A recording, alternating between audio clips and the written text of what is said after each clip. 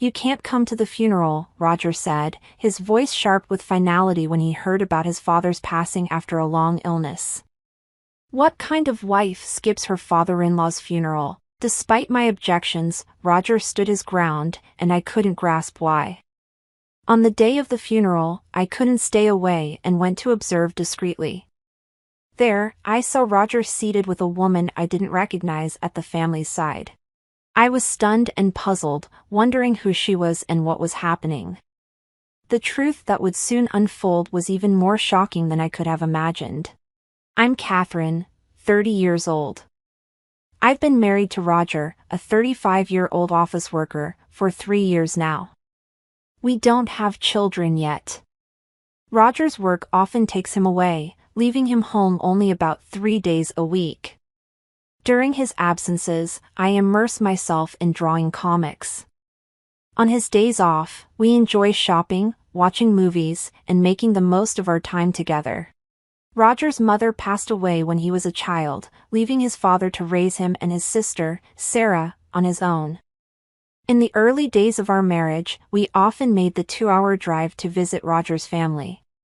However, as his father's health declined over the past year, our visits became less frequent. Roger explained, "Doug doesn't want you to see him like this, so I refrained from visiting as his condition worsened." One evening, after Roger returned from work, his phone rang. "Oh, Dad's passed away," he said, his voice flat as he relayed the news. I stopped preparing dinner, and Roger sighed deeply after ending the call. "Was that real? Did you hear that? His condition must have deteriorated suddenly." It was his Uncle Terry who had called. The news of Roger's father's death came swiftly, and Uncle Terry hadn't even had time to contact Roger beforehand. The funeral was scheduled for the day after tomorrow, and Roger was clearly unsettled by the sudden turn of events. As I watched him with concern, I gently suggested, "I'll come with you to the funeral." "No, you absolutely can't come," Roger responded firmly. "Huh? Why?" "It's only natural that I should go," I protested. "Just be quiet and do as I say," Roger snapped, storming off to his room to hastily pack a suit and a change of clothes. "But why? Can you at least tell me why?" "Enough. I'm staying at my parents' house until the funeral. Just remember, you're not coming." "Hold on a minute." Ignoring my pleas, Roger left the house in a hurry. It seemed only right for me to attend my father-in-law's funeral, so why was it forbidden? I was left feeling frustrated and bewildered. Determined to understand, I decided to find out where the funeral was being held. I called my sister-in-law Sarah, who I rarely spoke to, but her tone was unexpectedly distant. "How do you know about our father's death, Catherine?" she asked. "I heard it from Roger." It's surprising that he's already contacted you," Sarah said, her voice laced with confusion. Our conversation felt disjointed, but I was too focused on attending the funeral to worry about it. Despite Roger's instructions, I was determined to say my final goodbye. "I understand, but it's important for me to be there," I pleaded. "My father-in-law has passed away. I need to be there." After a brief silence, Sarah agreed, "All right, but you must keep this between us, okay?" She then provided me with the location and time of the funeral but instructed, "Arrive after the service has started and find a seat where you won't draw attention." I didn't fully understand why I was being kept in the shadows, but I managed to arrange bereavement leave from work and prepared to go. Following Sarah's advice, I arrived at the funeral a bit late. To my surprise, I saw an unfamiliar woman seated next to Roger in the chief mourner's spot. Who is she? Why is she sitting next to my husband? In a daze, unsure of what was unfolding, I quietly took a seat in the back row of the venue. As I settled in, I overheard whispers from the seats in front of me. "Is that woman Roger's new wife, Lucy?" one person asked. Poor Roger. His ex-wife apparently left him with divorce papers and vanished, another voice said. I also caught snippets of other murmurs suggesting I might be having an affair or in financial trouble. The shock of these revelations left me feeling weak and my heart raced. I had never filed for divorce, nor had we ever discussed separation. What was this remarriage about? The situation was becoming clearer as I pieced together the rumors.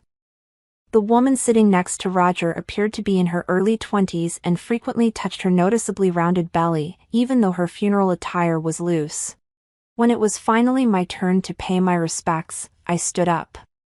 The previously hushed atmosphere of the room began to buzz with murmurs. She really had the nerve to show up. How insensitive, I heard as I slowly made my way to the row where Roger was seated.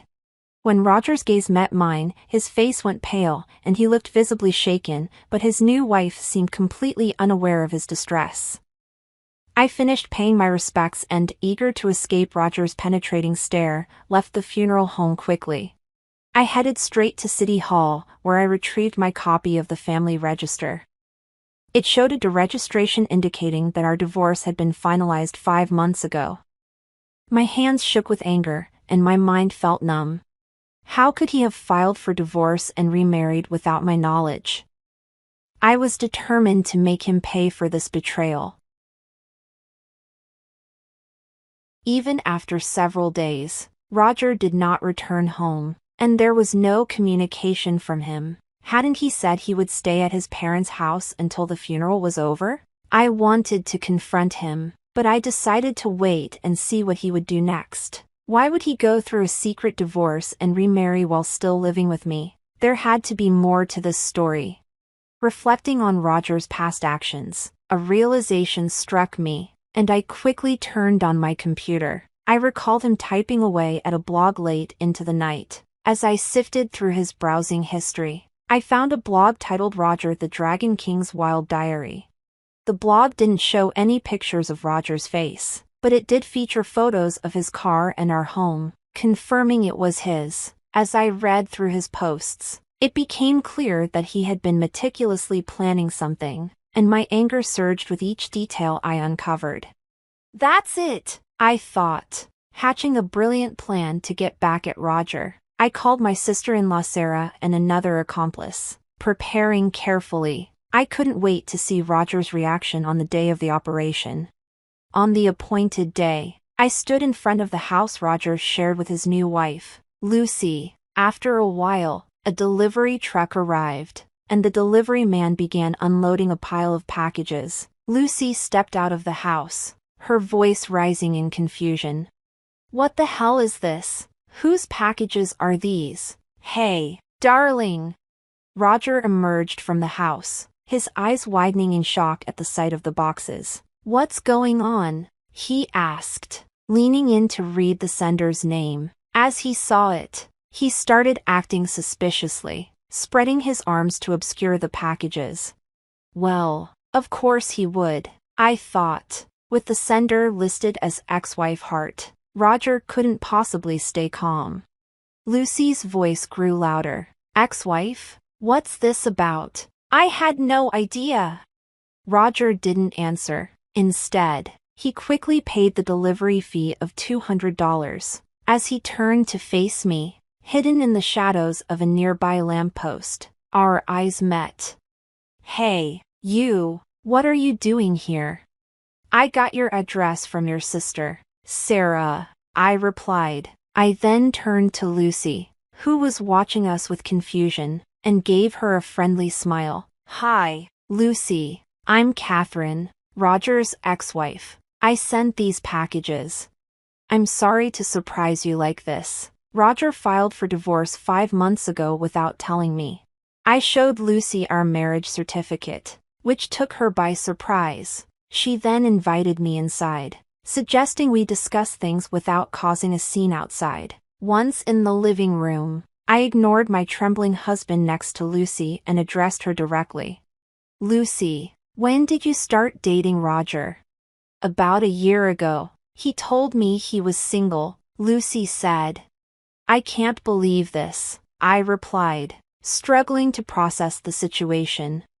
"That's quite something. So he's been deceiving both of us," I said, noting Roger's casual demeanor. Come on, don't make such a big deal out of it. It's just a misunderstanding, right? Roger laughed, his lack of remorse evident. I was taken aback by his nonchalant attitude. It's unacceptable that you filed for divorce without my consent. I'm suing you for $30,000 in alimony. You've been unfaithful, so it's only fair. Why should I have to pay that? Roger protested, his anger rising. Meanwhile, Lucy remained surprisingly calm, unaffected by the escalating argument. Well, don't be so stingy. Just pay her, darling. After all, you're the boss, so $30,000 shouldn't be a big deal, right? I couldn't help but burst into laughter at Lucy's comment. She looked at me, puzzled. Who's the boss? Roger's been lying about that too, Lucy. He's just an ordinary office worker. Who? What? Roger. What's going on? Lucy demanded, her confusion growing as Roger, sweating and clearly flustered, began to make excuses. Lucy, I'm sorry for the lies. When my father died, I thought I'd come into a lot of money. His absurdity only made me laugh bitterly. From his blog, it was clear Roger was deluded into thinking he'd inherit a fortune from his father's death. He had fabricated a story about his identity to his mistress, got her pregnant, and eagerly documented his plan to divorce me unilaterally. As I slammed the printed pages of his blog onto the table, the doorbell rang. Roger opened the door to find his Uncle Terry standing there. There's no way you'd inherit anything, you fool. In fact, Terry was the other person I had contacted, aside from Sarah. Before arriving at Roger and Lucy's house, I had called Terry on my cell phone and had him listen to our entire conversation. You told our family that Catherine left you after having an affair and filed for divorce, didn't you? Roger faltered, clearly unable to fabricate a convincing excuse, and began to get defensive. That's not entirely. Just because you've made up a story doesn't mean you're entitled to inherit anything. You've been disinherited. It's got nothing to do with the estate. Huh? What are you talking about? According to Terry, Roger had persistently demanded money from my in-laws. When my father-in-law refused, Roger would insult him and sometimes even resort to physical abuse. Realizing his end was near, my father-in-law had preemptively disinherited Roger. Wait a minute, so you're saying I'm not getting any of the inheritance? I have debts because I was relying on my father's money. What am I supposed to do? That's what you deserve, I said, feeling a grim satisfaction. If your father wanted you to become a responsible person, that's why he decided not to give you any money. Can't you understand his reasoning? So give me the inheritance, and I'll become more responsible, Roger pleaded, his desperation evident. The more Roger spoke, the more my disgust grew, and it seemed Lucy shared my sentiments. You told me you were a CEO. That's why I got involved with you. I have no interest in a broke man, Lucy said with disdain. Lucy, please don't say that. The baby's about to be born, Roger begged. Lucy sighed heavily and glared at Roger. I'll give birth and raise the child on my own. All I need from you is alimony and child support. Lucy, please forgive me, Roger sobbed, but I wasn't about to show him any mercy. And you'll also owe me alimony, I added firmly. That's impossible. I don't have that kind of money, Roger said, his voice tinged with desperation. Oh, I got it, Catherine. Let's try again, he proposed, his audacity clear. What? You had the nerve to file for divorce and now you want to remarry? I was incredulous. Please, I'm begging you. We can work together to repay the debt, Roger pleaded. Are you serious? Infuriated by Roger's selfishness, I shook him off and stormed out of the house with Terry. Shortly after, Lucy served Roger with divorce papers, demanding $20,000 in alimony and $500 a month in child support. My sister-in-law Sarah informed me that, in addition to the $30,000 in alimony I had demanded, Roger was overwhelmed with debt from the mortgage on the house he shared with Lucy. He was reportedly working tirelessly from dawn till dusk to keep up with his financial obligations. Meanwhile, I was reveling in my newfound freedom. Sarah, who was once my sister-in-law, and I have become close friends, and when she stays over, we have a blast catching up and chatting. To add to my joy, a comic strip I created based on my ex-husband's blog posts has gone viral on social media. I'm thrilled to be preparing it for publication, with excitement building as I brainstorm potential titles for the comic. I'm thoroughly enjoying my new, carefree life. Hey, my name's Sophia. Last year, I changed my status to MS and added a wedding band to my collection of courtroom victories. Slinging arguments before a judge is my zone, but I never thought I'd need a defense strategy for family dinners. Let me explain. My husband, Billy, is a mama's boy, and I get why. Mrs. Jerry, his mom, is the queen bee of their hive. She did the single mom hustle, raising 2 kids on her own. Mad props for that. Then there's his sister, Lauren. She thinks she's the center of the universe. I remember the first time I walked into their place. Billy had his arm around me like I was a trophy.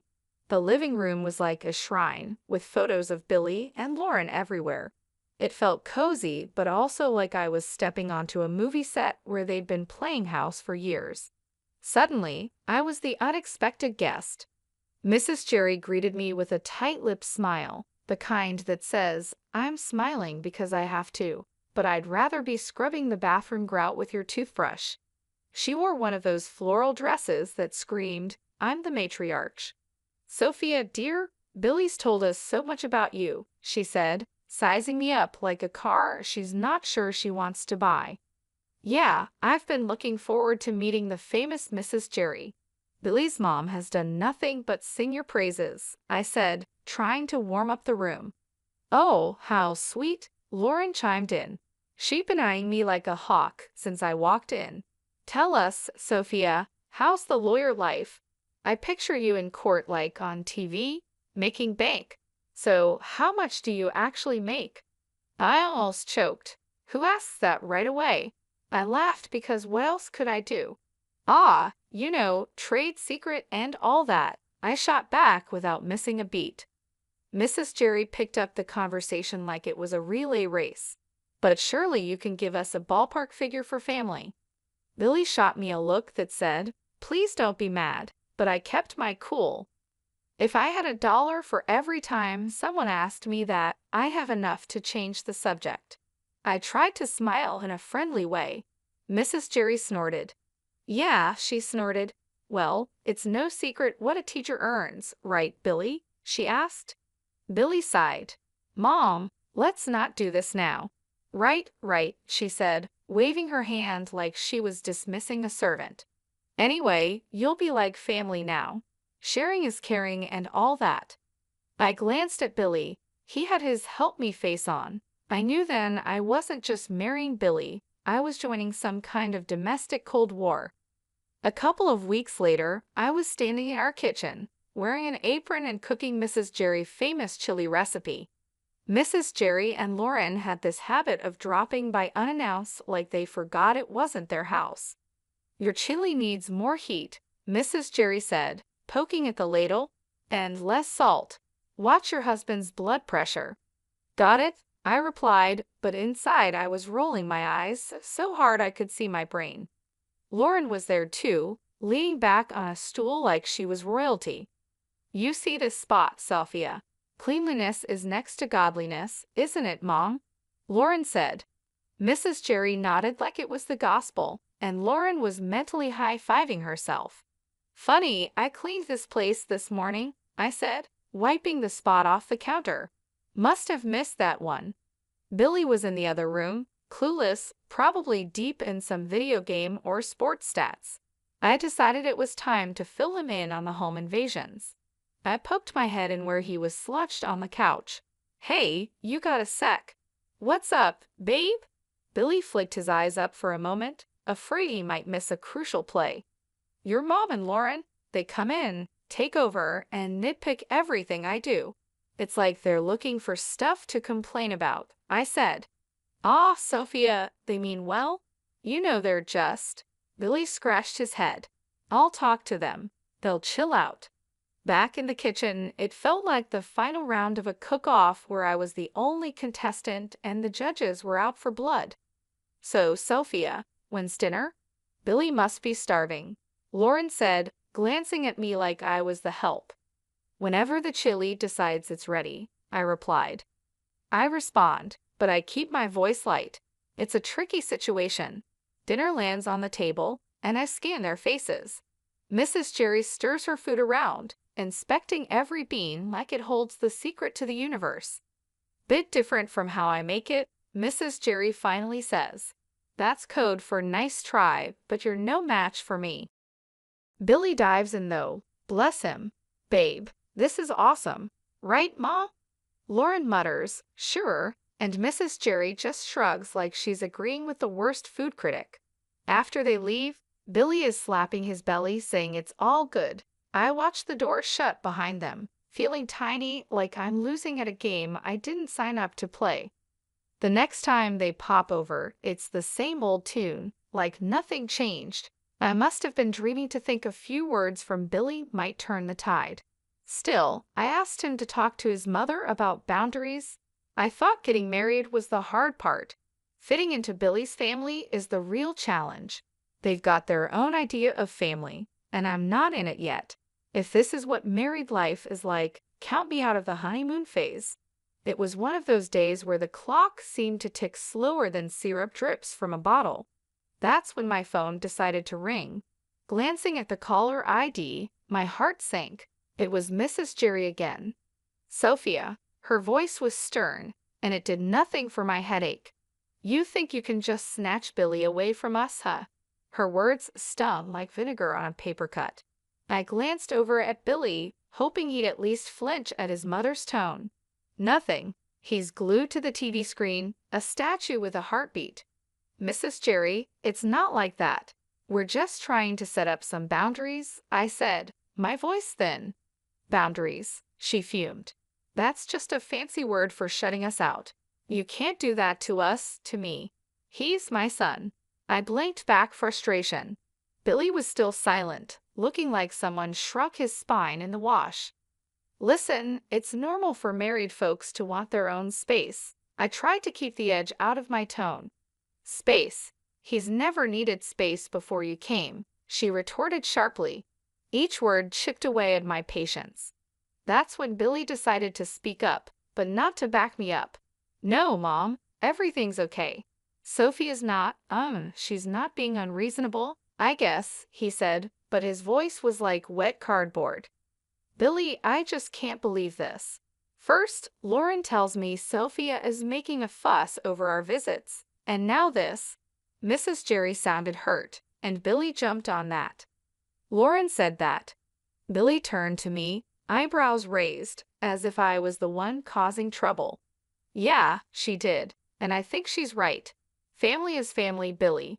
You can't just turn your back on us. She pressed harder, knowing she was pulling him in. I saw my husband, the man I loved, deflate like a balloon 3 days after a party. The call ended with promises of another family meeting that felt more like a summit to discuss the terms of my surrender. After the call, it was as if nothing had happened.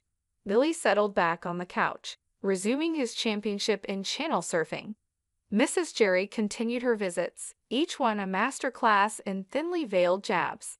And Lauren. She might as well have been a puppet master, always getting Billy's ear whenever she pleased.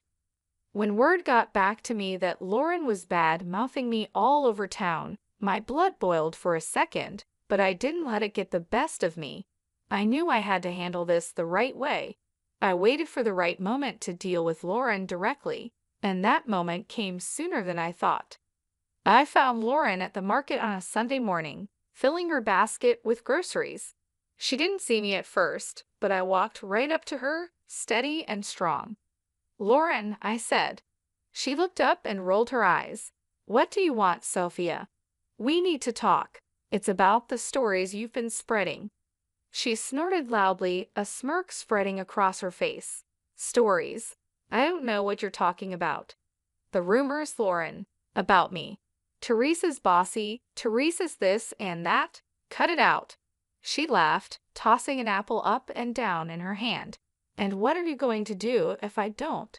You think you can boss me around? I kept my cool.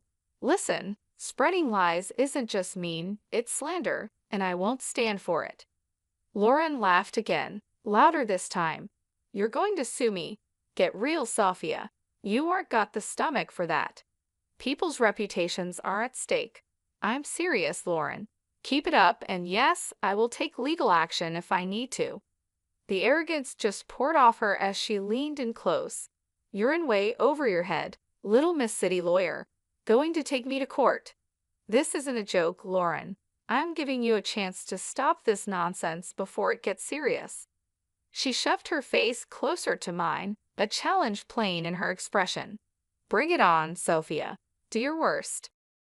With that, she spun on her heel, almost knocking over a display of canned beans, and left me standing there. Her laughter echoed through the aisle long after she was gone. I walked back home slower than usual, thinking everything over. Later that day, when my husband came back, I told him what happened. He was in the middle of taking his boots off, and he froze, one boot off, the other still on.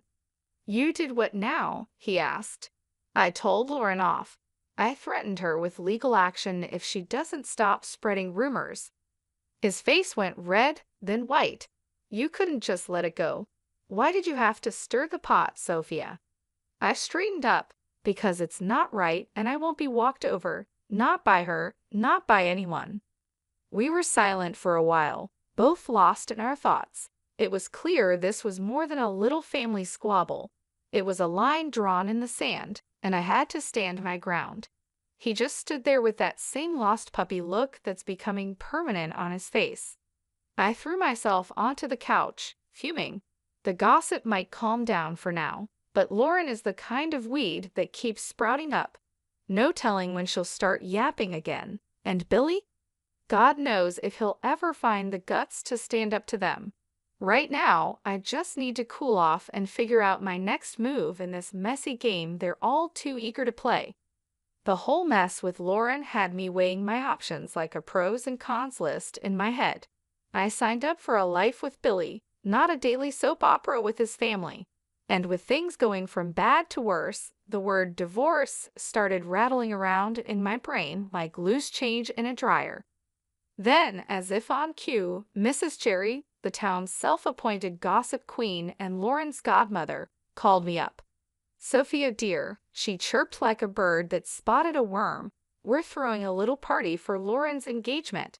It's happening at Giuseppina's next week. We'd love to see you there. The tone of her voice was all fake niceness, the kind that practically screams, I dare you to show up. After hanging up, I stared at the silent phone, thinking how this invite smelled like a setup. Billy was already on edge, and now this. I couldn't help but blurt out to him, guess who's got plans for us next week? He was sitting at the kitchen table, his forehead creased like he was trying to iron out a thought. Who's scheming now? Your sister's engagement party, I said. I say it straight out. We're invited, courtesy of Mrs. Jerry. Billy's face goes a shade paler, the crease deepening. Oh hell. Yeah, oh hell sounds about right. So what's the plan here, Billy? We going to roll over and play nice or what? He's quiet for too long, and I'm not having it. Come on, spit it out. Billy finally looks up, his eyes serious. Sophia, it's family. I think we should go. I cross my arms, feeling the heat rise up my neck, and let Lauren have a field day. I'm not their punching bag. He throws his hands up, a bit too dramatically. What do you want me to say? That's my sister Sophia. I lean in, my hands flat on the table. And I'm your wife. Does that not count for much these days? The word divorce is right there on the tip of my tongue, but I bite it back hard. Billy runs his hand through his hair, making it stand up like he's just had an electric shock. Of course it counts. Look, I'm stuck between a rock and a hard place here. I'm a heartbeat away from losing my cool. Well, guess what, sweetheart, so am I. I married you, not your constant need to please your family at my expense. Billy stands up, walks over, and takes my hands. They felt rough, all work and worry. Sophia, I love you. I do, and I hate that it's come to this. Let's not go to the party. You and me, we're a team, right? It struck me then that this was the first time in a long while he picked me over them without flinching. It felt like finding an oasis in the middle of the desert. That night, the thought of divorce quietly tucked itself away. Not gone, but sleeping like a dog with one eye always open. But it was enough for me to catch my breath, to maybe believe that we could find some solid ground again. Giuseppe's was hopping when we showed up, walls throbbing with too loud laughter and clinking glasses. I spotted Mrs. Jerry right away, sitting queen bee style at the biggest table with that I rule the world look. There was Billy's sister Lauren, all grins like she won the lottery, and her guy Andrew, a deer in headlights type trying to smile. His folks were with them too, stiff and awkward like they wandered into the wrong movie theater. Mrs. Jerry zeroed in on me the second we stepped in. Sophia, she oozed, like I was a 6-year-old not playing nice. You'll be taking care of the bill tonight, right? To show you're one of us. I nearly spit out my drink. What? Why me? The table's all ears now, and the air's thick with that, oh, this is going to be good vibe. Mrs. Jerry stretches her smile. Tradition, sweetheart. The newest family member always shows their commitment. My jaw clamps shut so fast I'm surprised I don't chip a tooth. Commitment. That sounds a whole lot like a shakedown. Everyone's perked up like they're hearing a whistle. And there she goes, Mrs. Jerry puffing up like I slapped her. Excuse me, that's uncalled for. Billy leans in, his voice barely more than a whisper.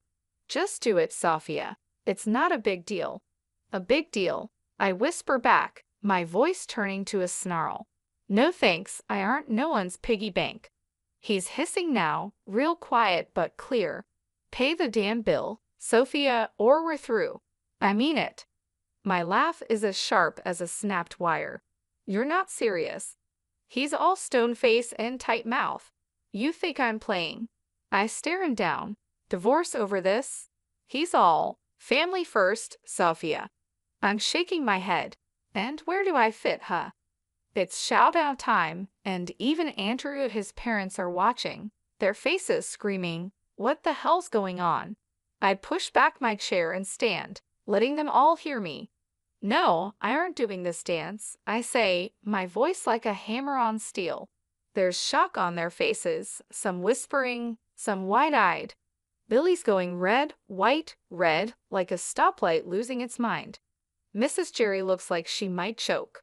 I walk out into the night. It's black and cool and smells like freedom. I hear the door slam behind me. My heart's racing, but it's Billy who threw the divorce word, not me. The bar was nothing special, just another hole in the wall with dim lights and the smell of old beer. I had barely settled with a glass of something strong when my phone rang. It was Billy, and for a moment I considered not answering, but I did. Sophia, listen, I'm sorry. I didn't mean to say divorce. Billy's voice was rushed and apologetic. Before I could even think of a response, Lauren's voice blasted through. You've ruined my engagement dinner. You selfish. The phone must have changed hands so fast my head spun. I could practically hear the venom in her voice. In the background, I heard Mrs. Jerry loud and clear. Why should I pay? He's your son. You pay the bill. I won't have my daughter marrying into a family that doesn't know how to treat people. The chaos from Giuseppe's was spilling through the phone like a bad sitcom without a laugh track. People were arguing, and it seemed like nobody was keen on picking up the tab. I pushed away from the bar, my anger giving me a clear, calm voice. Lauren, chill out. Your mom's the one making a scene, not me. Sophia, hang up. Billy said, his voice a faint whisper behind his sister's ranting. No, she needs to. Lauren kept going, but I wasn't about to play this game. I ended the call. The screen showed a string of missed calls and texts that I swiped away. They were probably all about the same thing. Guilt and blame, the usual. I looked at the bartender. Another one, please. He nodded, pouring another shot without a word. Silence settled around me, except for the low murmur from the regulars scattered around. I tried to collect my thoughts.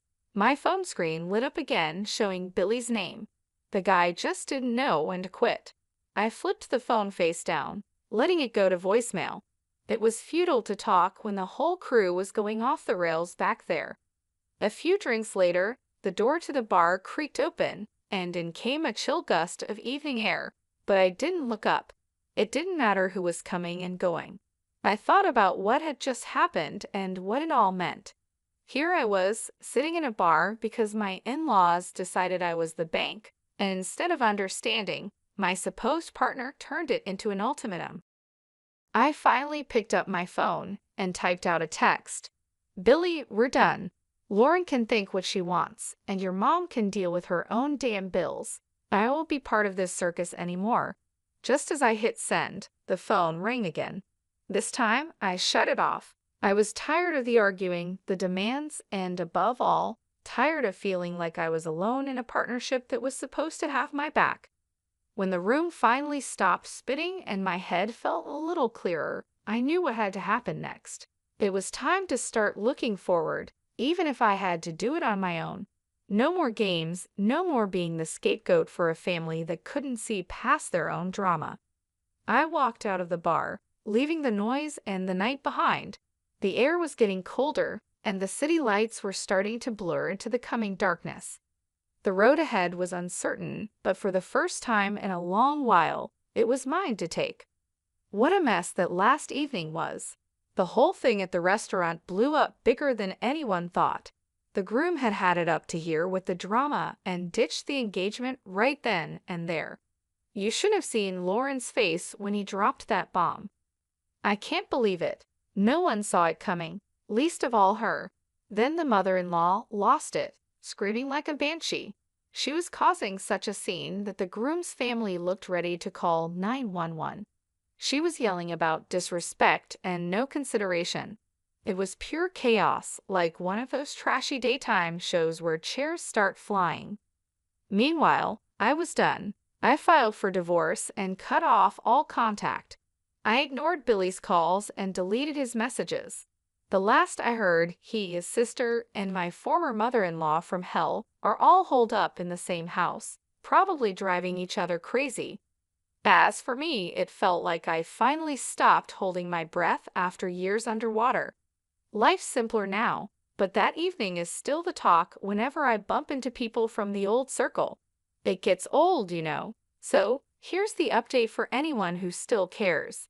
I'm living my best, most peaceful life. I'm sitting in my usual spot at the cafe down the street from my place, the one where the coffee is strong and no one asks too many questions. The barista gives me a nod. The usual? He asks, like he's asking if the sky is up. Yep, I say. That's what my days are like now, no fluff or meddling in laws. Work's a breeze when it's just that work. Free time is mine to enjoy without guilt trips or obligations. I curl up on my couch, the one piece of furniture that's followed me through all the moves. The springs are shot to hell, but it fits my back just right. I flip on the TV, watching some crime show where they catch the bad guys by minute 30. The peace is what gets me, not eerie or lonely, just peace. Breathe in, breathe out. No more walking on eggshells or cleaning up family feuds. This is living. When I hit the pillow each night, it's with a sense of accomplishment. No pat on the back needed. I know my worth, and finally, I'm living like it. I'm eating my lunch when the phone dings a message from a number I don't know. Probably Billy using someone else's phone to reach out. I delete it without reading. Not today, Satan. Not ever. They used to say, you'll regret this. But here I am, not a single regret in sight. The day drags out cozy and fine. ending with a glass of something smooth and a book I've been meaning to read. The heroine's tough but fair reminds me of someone I know. My parents just ruined my credit score, and I'm going to explain exactly how I ended up owing a staggering $250,000. I'm 23 years old, fresh out of college, and I've been dealing with a problem that has been slowly building up over the years. My parents have always shown a clear preference for my twin sister, Julie, and it's something I've struggled with for a long time. After high school, I was excited about studying law. I had high hopes of securing a scholarship to help cover the costs. But my parents weren't as optimistic. They insisted that I apply for an education loan to secure my spot at college as soon as possible. Since I was still under 17 at the time, I had little understanding of how loans worked. I trusted my parents' judgment and agreed to take out the loan, believing they had my best interests at heart. Most of the loan paperwork was handled by my parents. They took care of everything, and I simply signed wherever they asked me to, not fully understanding what I was committing to. Then the scholarship results came in. I was thrilled to find out that I had received a partial scholarship. This meant that half of my college fees would be covered. Naturally, I asked my parents what they planned to do about the remaining fees, given that the loan seemed larger than necessary. They assured me that I didn't need to worry about it, they would handle everything. Thanks to the scholarship, my tuition fees were reduced by half, and I was able to secure affordable on-campus housing that included meals at a subsidized rate. I also received a quarterly stipend from other sources, which helped cover my living expenses. To make ends meet, I took up a part-time job at a local cafe, which allowed me to stay financially afloat. With all of these factors combined, the loan only needed to cover half of my tuition fees. 5 years went by, and the loan issue never came up in any family discussions. My parents were more focused on convincing Julie to pursue a respectable career, like law or something similar. However, she decided to try her luck in the modeling industry and didn't attend college. After graduating, I started working as an intern at a law firm. Everything seemed to be falling into place until I received a shocking notice from the bank. They were demanding repayment of my loan, a whopping $250,000. I was completely blindsided by the amount. My entire tuition for all 8 semesters amounted to no more than $125,000, including interest. Yet here I was being asked to pay double that amount. I was in disbelief. Even if I accounted for every penny my parents might have invested in me, the numbers just didn't add up. It was at this moment that I realized something had gone terribly wrong. My trust in my parents had led me into a financial nightmare that was now threatening my future. When I was moving into my college dorm, I was confident that the total amount of my expenses wouldn't exceed $140,000. However, when I received a notice from the bank about the $250,000 loan, I was shocked and immediately called my parents to get some clarity.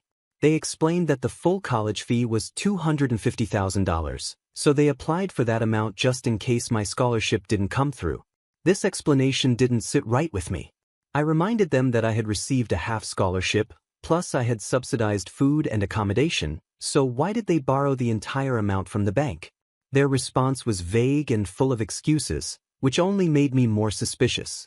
Realizing this wasn't something I could resolve over the phone, I decided to visit them the following weekend.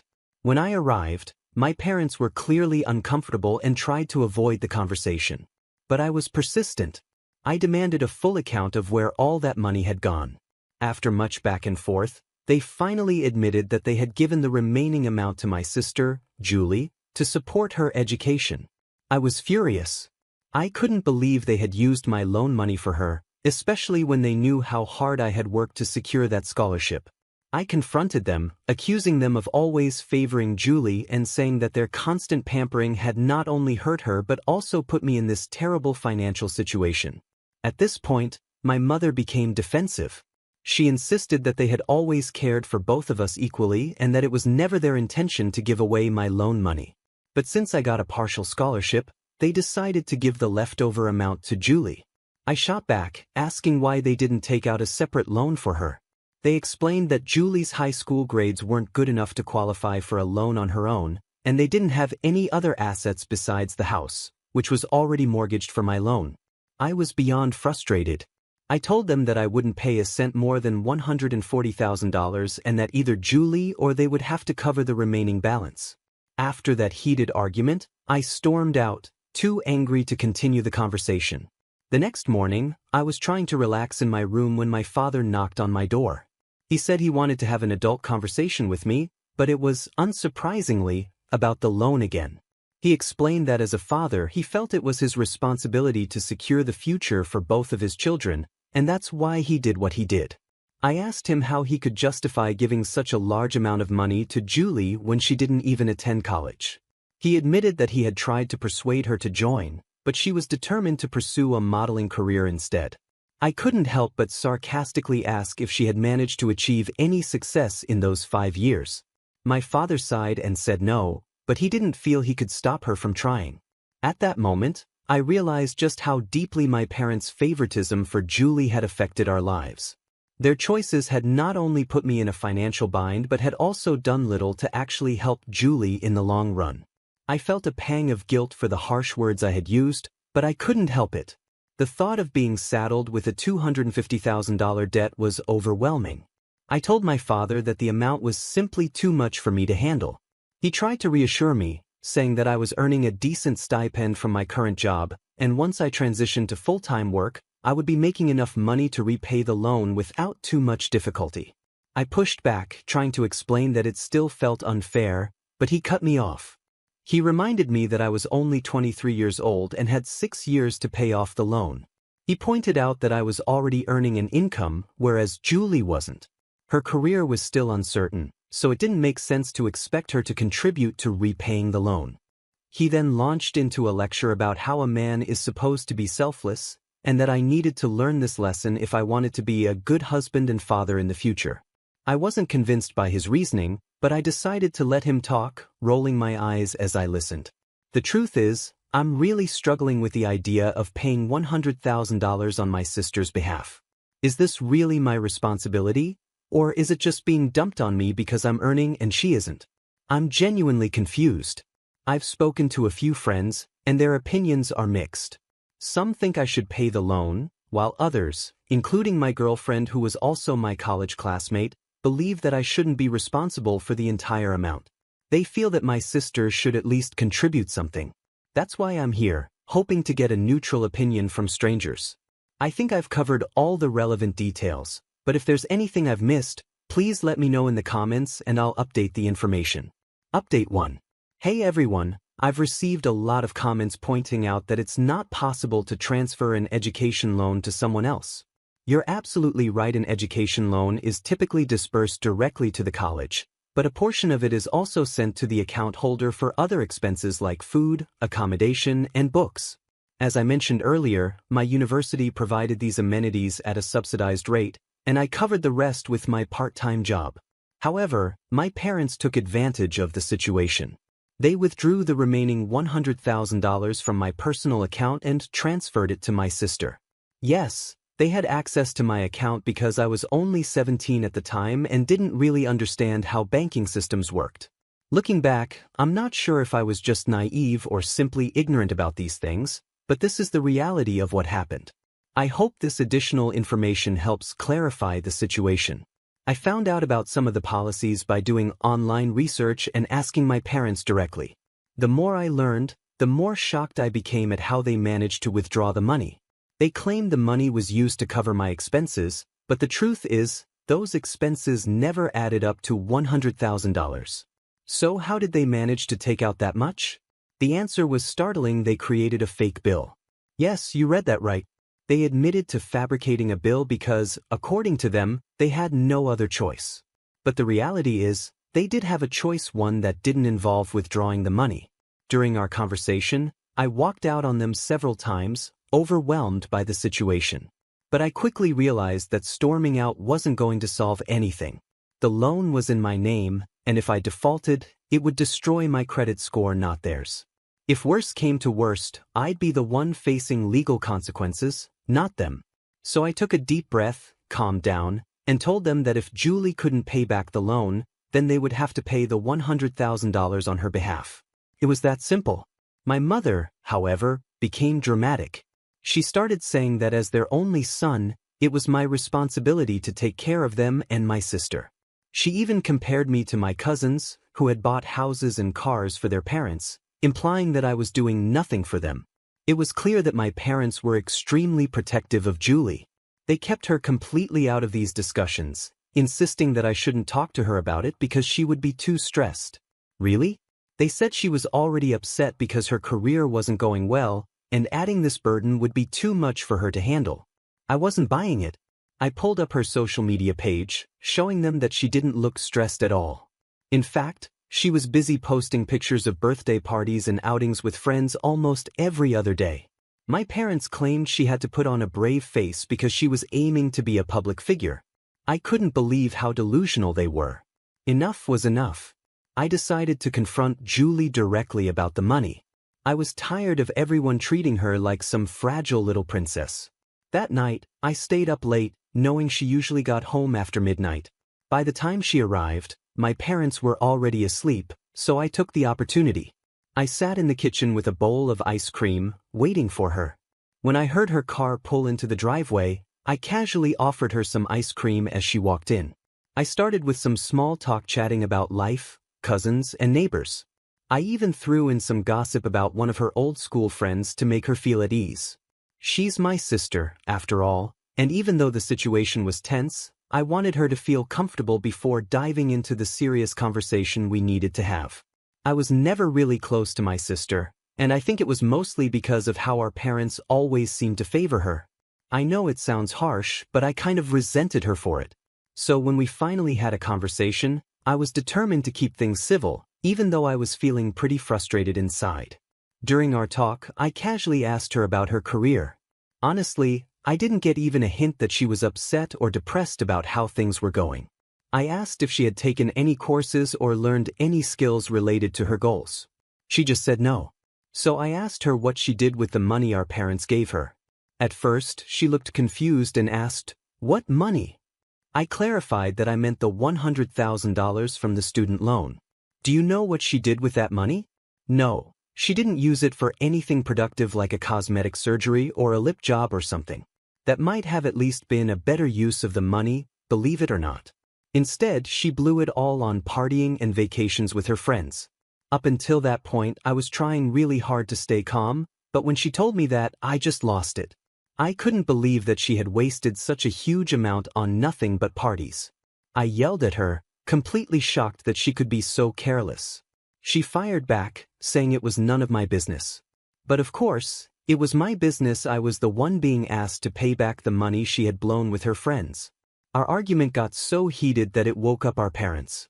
They rushed in, trying to break it up, and immediately started blaming me for bringing up money issues with her. I was furious and asked them why I shouldn't, especially since she was the one who wasted all that money and didn't even feel bad about it. Normally, I would have just backed down, but this time, I stood my ground.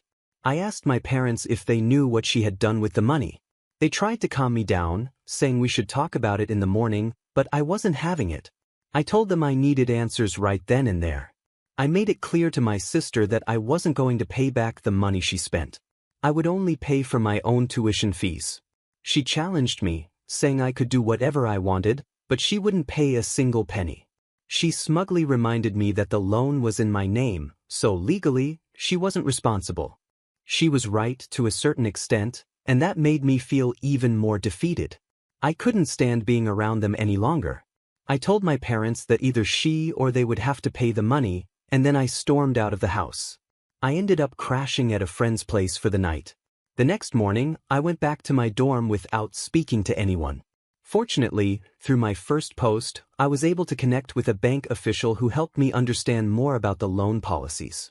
After the confrontation with my sister and parents, I spoke with him and learned that I could actually take legal action against my parents for faking the bill and taking the loan money. But before I decided to go down that path, I knew I had to think things through carefully. I had to gather all the original bills, and it wasn't easy. Most of them were lost when I moved from my college dorm to my condo after graduation. It took me several days of digging through old emails and apps to finally collect all the soft copies of the bills. After I left home that morning in a fit of anger, my parents didn't even bother to call or check up on me. Under normal circumstances, I wouldn't have cared, but I had stormed out in a rage, and they still ignored me. I wasn't eager to talk to them either, so I decided to do what they least wanted: confront their precious daughter, Julie. I sent her excerpts from the law that detailed the penalties for loan forgery in our jurisdiction. I made it clear that if they didn't pay back the $40,000 plus the $60,000, totaling $100,000, I would sue them for fraud. I also mentioned that I had all the original bills and wasn't afraid to take this to court, even though they were my parents. Julie didn't respond, but a few moments later, I got a call from my dad. I didn't answer and instead left a voice note, saying that they were the greedy ones for expecting me to shoulder this burden. And really, calling Julie my younger sister? She's only 5 minutes younger than me, for goodness sake. I might have considered paying if she had used the money wisely or shown any guilt for wasting it. But no, she was proud of blowing it all, and my parents seemed to think they had a right to my earnings just because I had a job. I forwarded the same message I sent to Julie to my dad. He didn't respond, but my mom did. She labeled me as greedy, stubborn, and self-centered. I told her I didn't care what they called me, but they needed to pay back the money regardless. After a lot of back and forth and constant follow-ups, my dad finally said he needed some time to review his assets and would get back to me. It's been a week, and I haven't heard from either of them since. I know I might have gone a bit too far by threatening to sue them, but what other choice did I have? It's not like I can't pay the money back, but why should I bear the unnecessary burden for something that was used so carelessly? I'll keep you updated on how things progress, but for now, thank you for guiding me. Update 2. As I mentioned in my previous post, I almost threatened my parents with a lawsuit if they didn't pay back the $100,000 they gave to Julie, especially after they forged my bills to get the amount. After several heated arguments and plenty of badmouthing, my father asked for some time to review his assets and figure out a solution. It's been more than a month since then, and I'm still waiting for a response from them. I finally heard back from my parents, but before that, I had already started paying off my loan installments (EMIs) since I had a job. Even though I had 7 months before the payments officially started, I decided to get a head start. It was my third EMI, and I knew it would be a long road before I'd even be halfway through paying off the debt. Despite that, I texted my father to ask about the status of their promised help. I didn't get an immediate response, but a few days later, my mother and Julie showed up at my condo. When they arrived, I invited them inside, but instead of coming in peacefully, my mother started yelling at me from the corridor. She called me shameless for what she described as blackmailing my parents for money after all they had done to raise me and provide me with a good education. Not wanting to create a scene in front of my neighbors, I urged them to come inside. Once they were in, Julie joined my mother in hurling insults and calling me all sorts of mean names. I couldn't hold back any longer and shouted at Julie, telling her she should be the one ashamed for wasting such a huge amount of money, and that she should be responsible for paying it back. Julie, however, argued that she never asked our parents to give her the money; they did so on their own, and now she didn't feel liable to repay it. Do you see any logic in that? Neither did I. My mother then resorted to emotional blackmail, reminding me that they had even mortgaged their house for my future.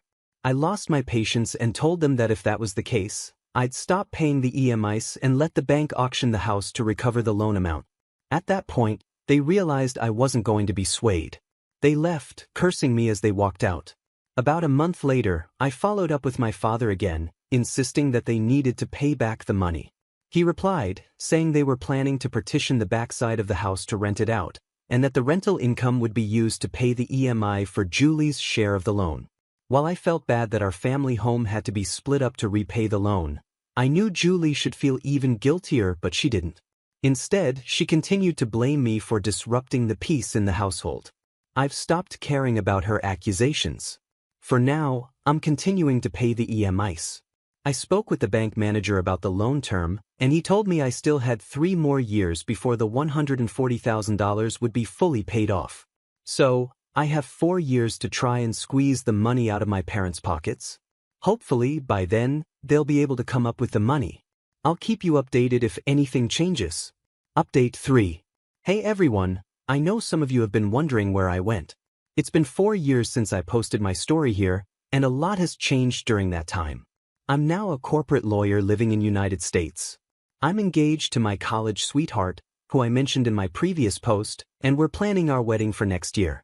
On top of that, I'm finally free from my student loan. I've paid it off completely. While I'm incredibly grateful for all I've accomplished, I can't help but feel sad about how strained my relationship with my parents has become.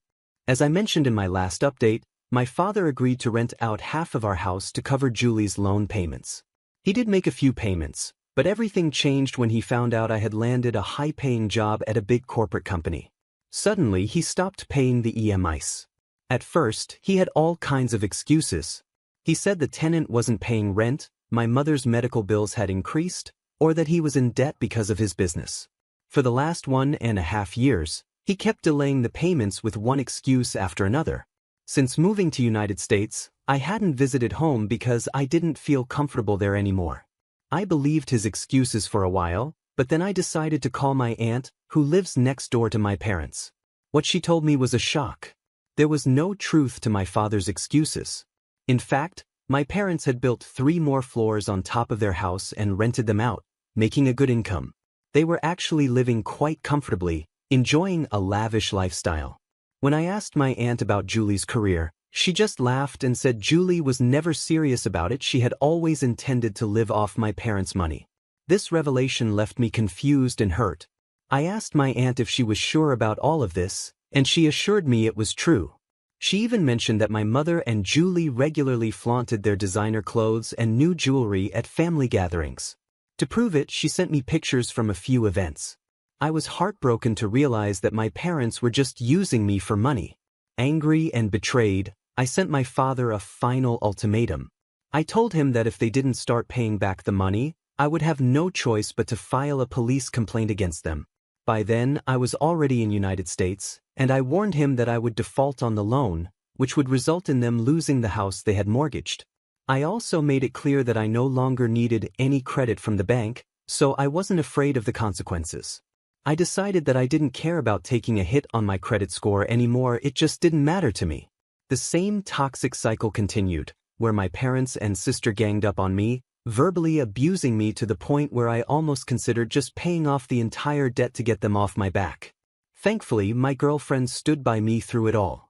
She helped me stay strong and even got her sister involved, who happens to work with the police. Her sister called my parents and informed them that I was at the police station, ready to file a forgery complaint against them. Although it wasn't a criminal case, they suggested an out-of-court settlement.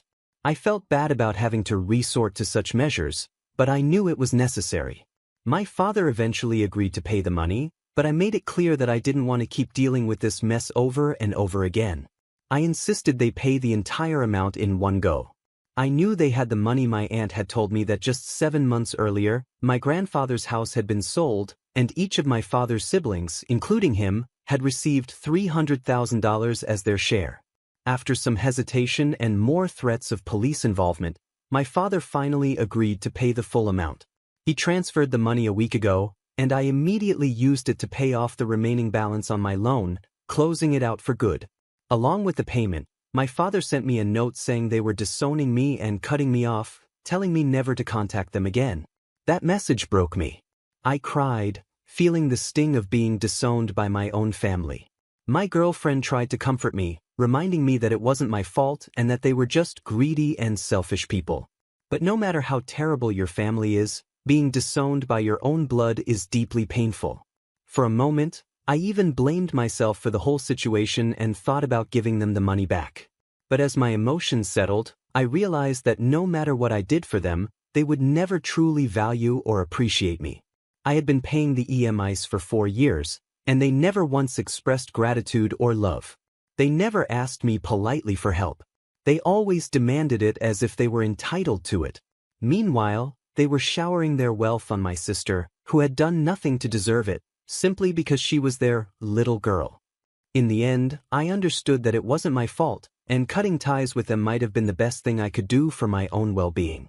I still can't fully understand the logic behind the bias my parents had. I know some people might criticize me for threatening my parents and demanding the money, but I believe it was fair. I've moved past the guilt, and I no longer care about the labels others might put on me. I wanted to make this final update because there were a few people in the community who really helped me understand the complexities of the loan policy when I was too young and naive to figure it out on my own. So, thank you for listening to my story and for all the support. Now, let's get straight to the point. I noticed that some comments on my original post were critical of my actions, saying that I shouldn't have gone after my family to get the money back. They felt it was my responsibility to help my sister and my family.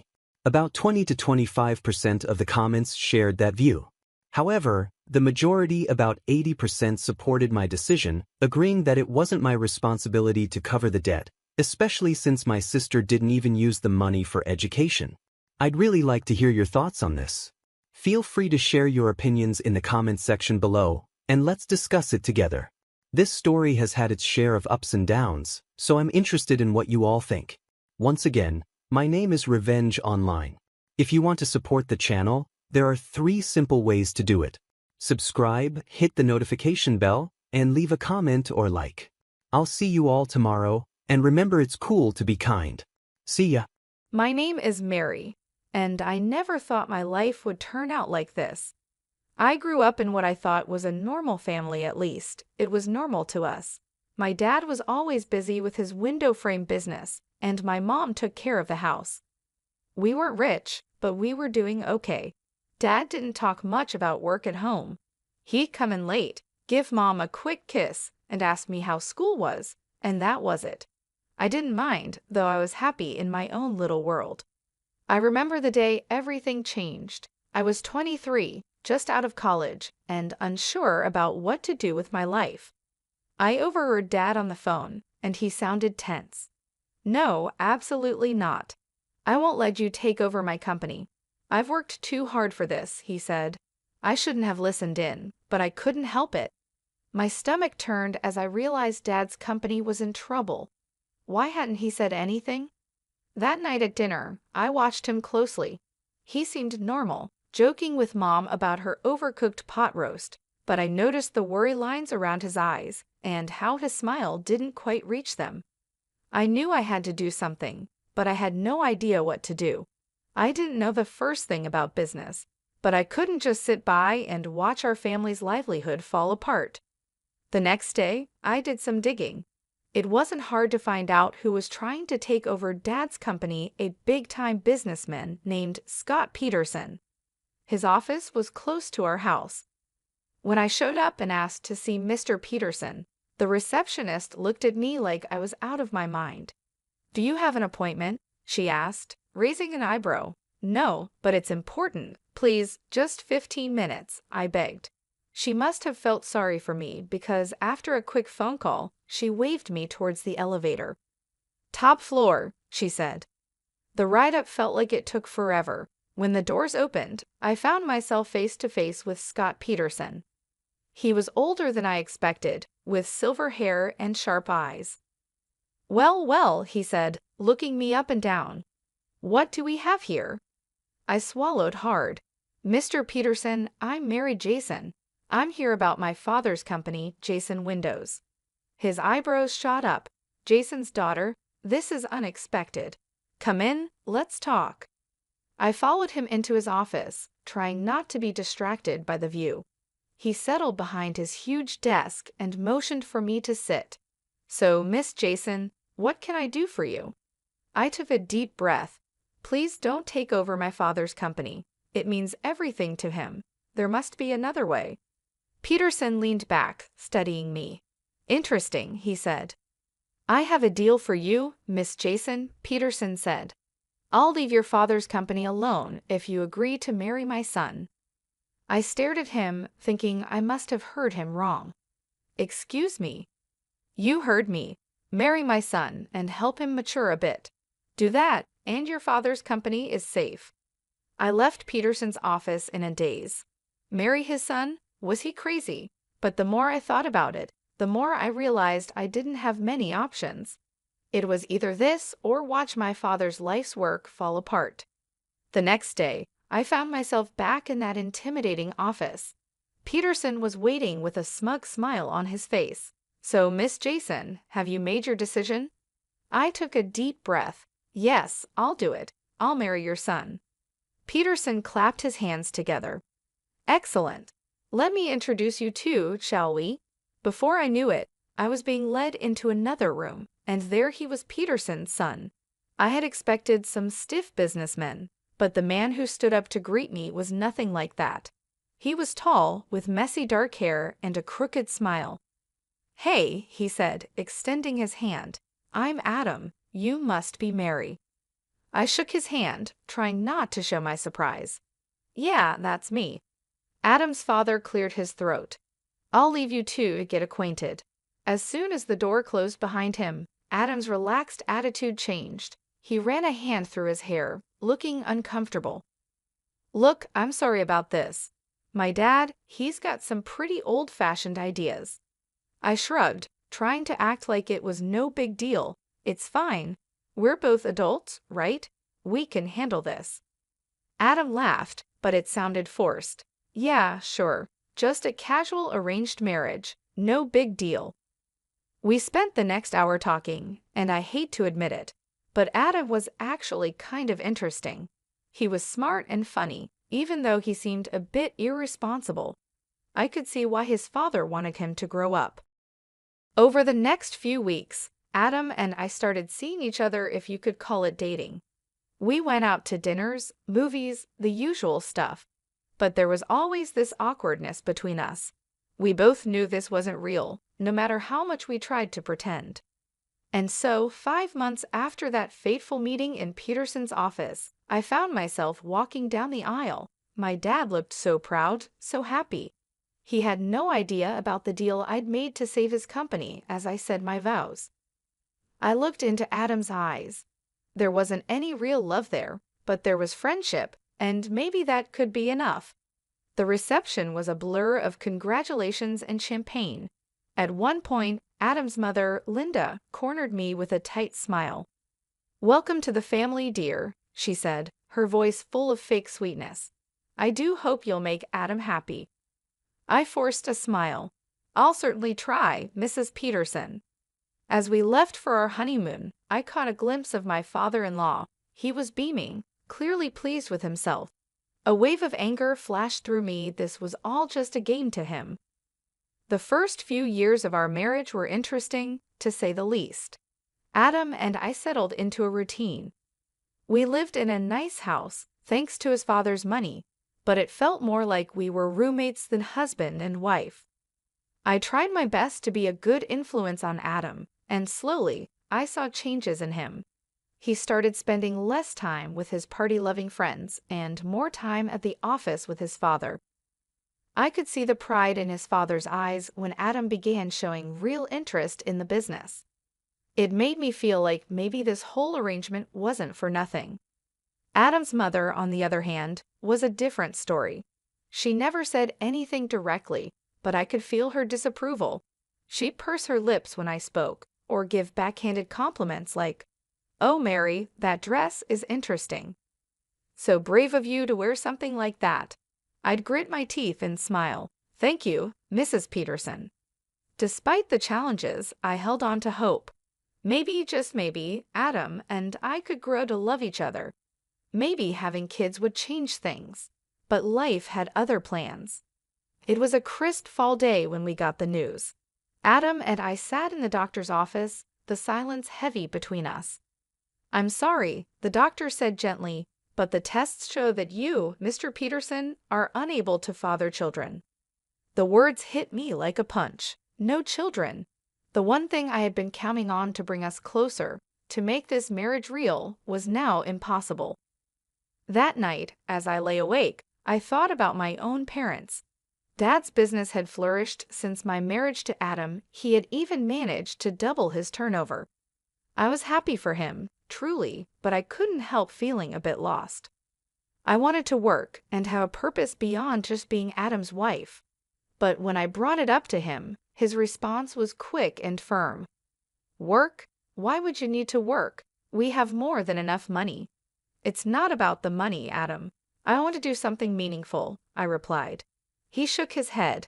"In our circle, wives don't work, they do charity. Why don't you start a foundation or something?" And so the Mary Peterson Foundation for Children with Cancer was born.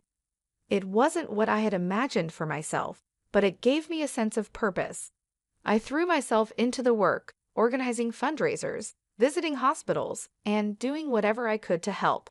Adam didn't seem to care much about my new passion. In fact, he didn't seem to care much about anything I did anymore.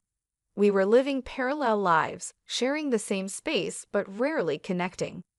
Years passed 8, to be exact, and then everything changed again. Adam's father died suddenly of a heart attack.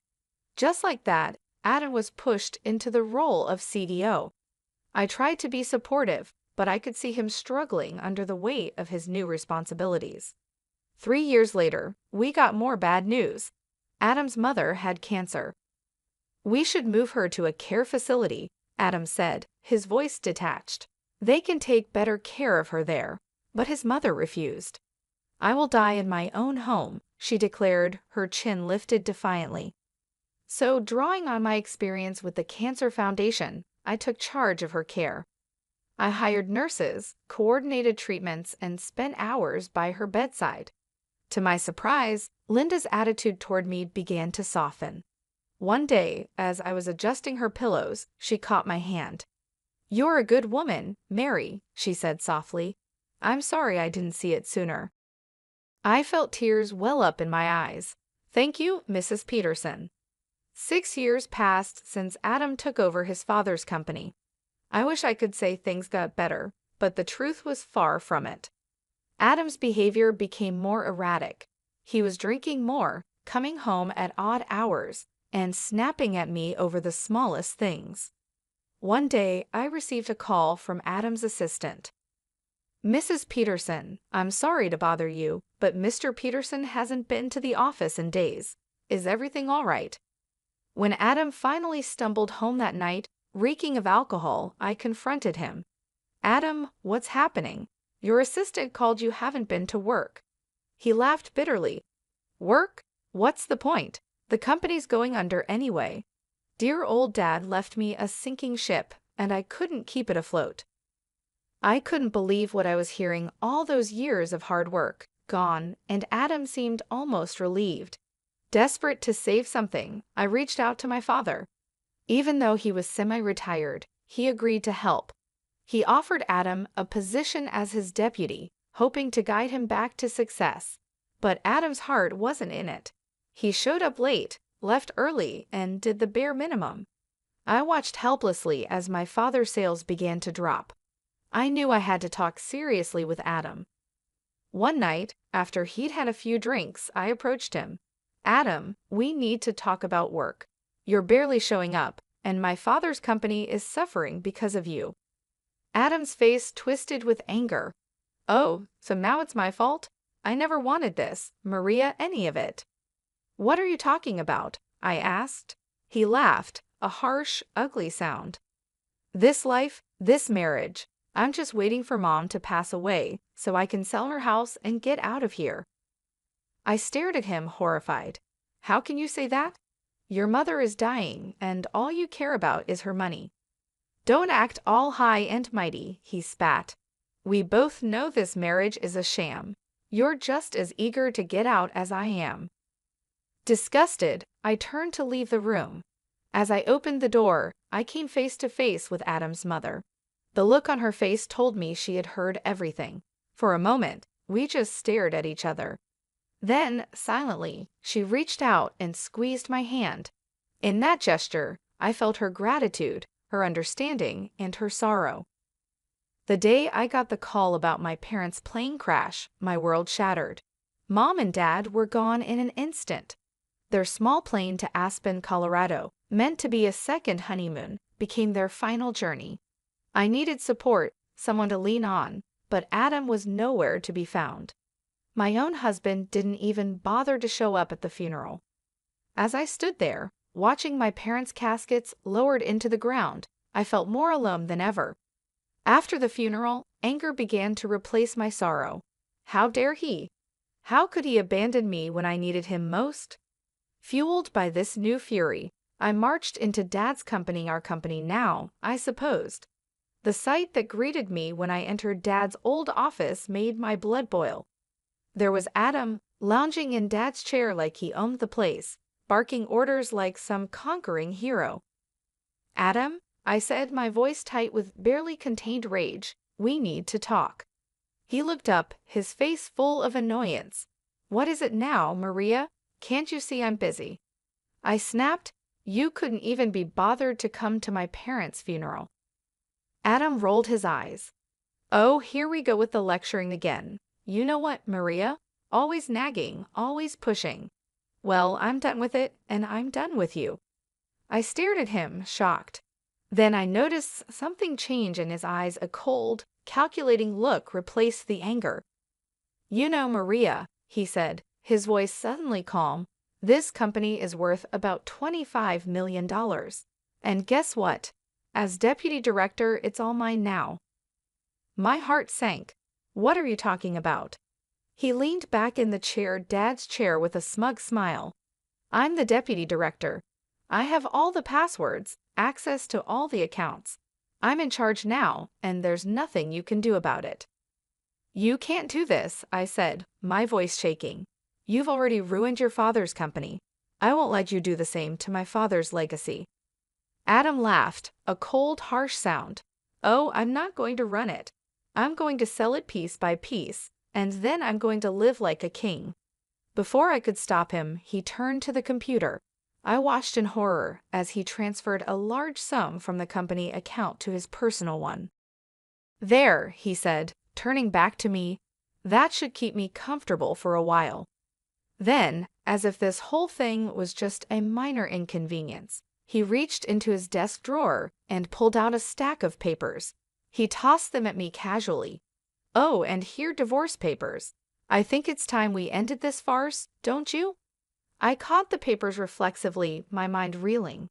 This couldn't be happening. It was too much, too fast. My parents dead, my marriage over, my father's company being stolen right in front of me. I left the office in a daze, clutching the divorce papers in my hand. But as I walked, something inside me shifted. I had spent years bending to Adam's will, to his father's manipulations. No more. It was time to fight back. With renewed determination, I headed straight to my father's lawyer's office. Mr. James had been Dad's friend and confidant for years. If anyone could help me, it would be him. "Mary," Mr. James said, rising to greet me as I entered his office. "I'm so sorry about your parents. How are you holding up?" I collapsed into the chair across from him, the events of the day spilling out in a rush. Mr. James listened patiently, his expression growing grimmer by the minute. When I finished, Mr. James leaned back in his chair with a small smile. "Mary, I think it's time I shared something with you. Your father made some changes to his will just before the accident." As he read the will, I felt a weight lift off my shoulders. The company, it was mine, all mine. Dad had left it to me, not Adam. But there was more. Mr. James looked up from the papers, his eyes twinkling. "There's something else you should know. Your father dismissed Adam 1 week before his death, fired him outright." I couldn't help it. I laughed, a real, genuine laugh for the first time in what felt like forever. So all those orders Adam was giving were completely meaningless. Mr. James nodded. Then he pulled out an envelope. "There's one more thing, a letter from your father." With shaking hands, I opened it. Dad's familiar handwriting blurred as tears filled my eyes. "My dearest Mary," it began, "if you're reading this, it means I'm gone. I'm sorry for leaving you like this, but I hope I've left you with the tools to build the life you deserve. The company is yours now, and Maria, it's time to let go of Adam.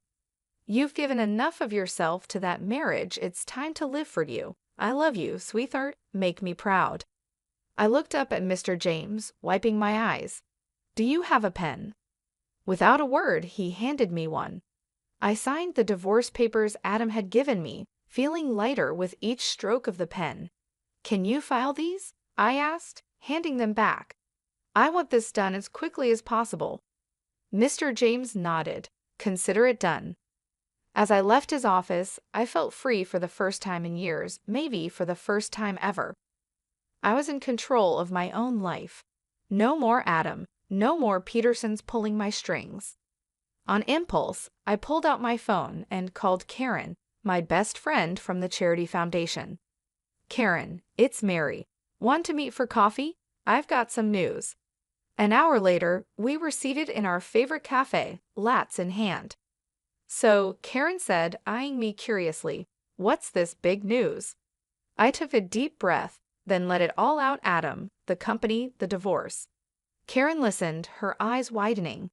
When I finished, she reached across the table and squeezed my hand. Girl, you're free, and now you're the boss. I couldn't help but smile at her enthusiasm. I don't know, Karen. Can I really run a company? I asked, feeling uncertain. She gave me a stern look. Are you kidding me, Mary? You've been running that charity foundation like a pro for years. You're smart, you're organized, and you actually care about people. You're going to be an amazing CEO. After my talk with Karen, I felt more confident. It was time to face reality and get my things from Adam's house. I never really thought of it as my home, and now I understood why. When I arrived, I found my mother-in-law, Linda, in the living room. She looked tired, worn out from her battle with cancer. Linda, I said gently, I'm here to get my things. Adam and we're getting divorced. To my surprise, her eyes filled with tears. Mary, I know I haven't always been kind to you, but you've been so good to me. Would you consider taking me with you? I was stunned. You want to come with me? Before she could answer, the front door slammed open. Adam stormed in, his face red with anger. You, he shouted, pointing at me. What the hell did you do? The company accounts are blocked. I can't access the money. I straightened up, looking him in the eye. That money isn't yours, Adam. It never was. And by the way, my father fired you 3 weeks ago. You have no claim to the company. I've already told security not to let you into the building. Adam's mouth opened and closed like a fish out of water. Then he noticed his mother packing the suitcase. Mom, what are you doing? Linda looked at her son, her expression a mix of sadness and determination. I'm going with Mary. I'm sorry, Adam, but you've proven to be unreliable. Adam's face turned an even deeper shade of red. Unreliable? Me? This is all your fault. You raised me to be this way, with your coddling and your expectations. He turned to me, his voice full of venom. Fine, get out, both of you. I don't need either of you. I felt a wave of pity for him. This angry, bitter man was a far cry from the charming, if irresponsible, guy I had married. But I couldn't let that sway me, not anymore. Come on, Linda, I said softly. Let's get your things. As we packed, Adam continued to rant and rave, hurling insults and blame.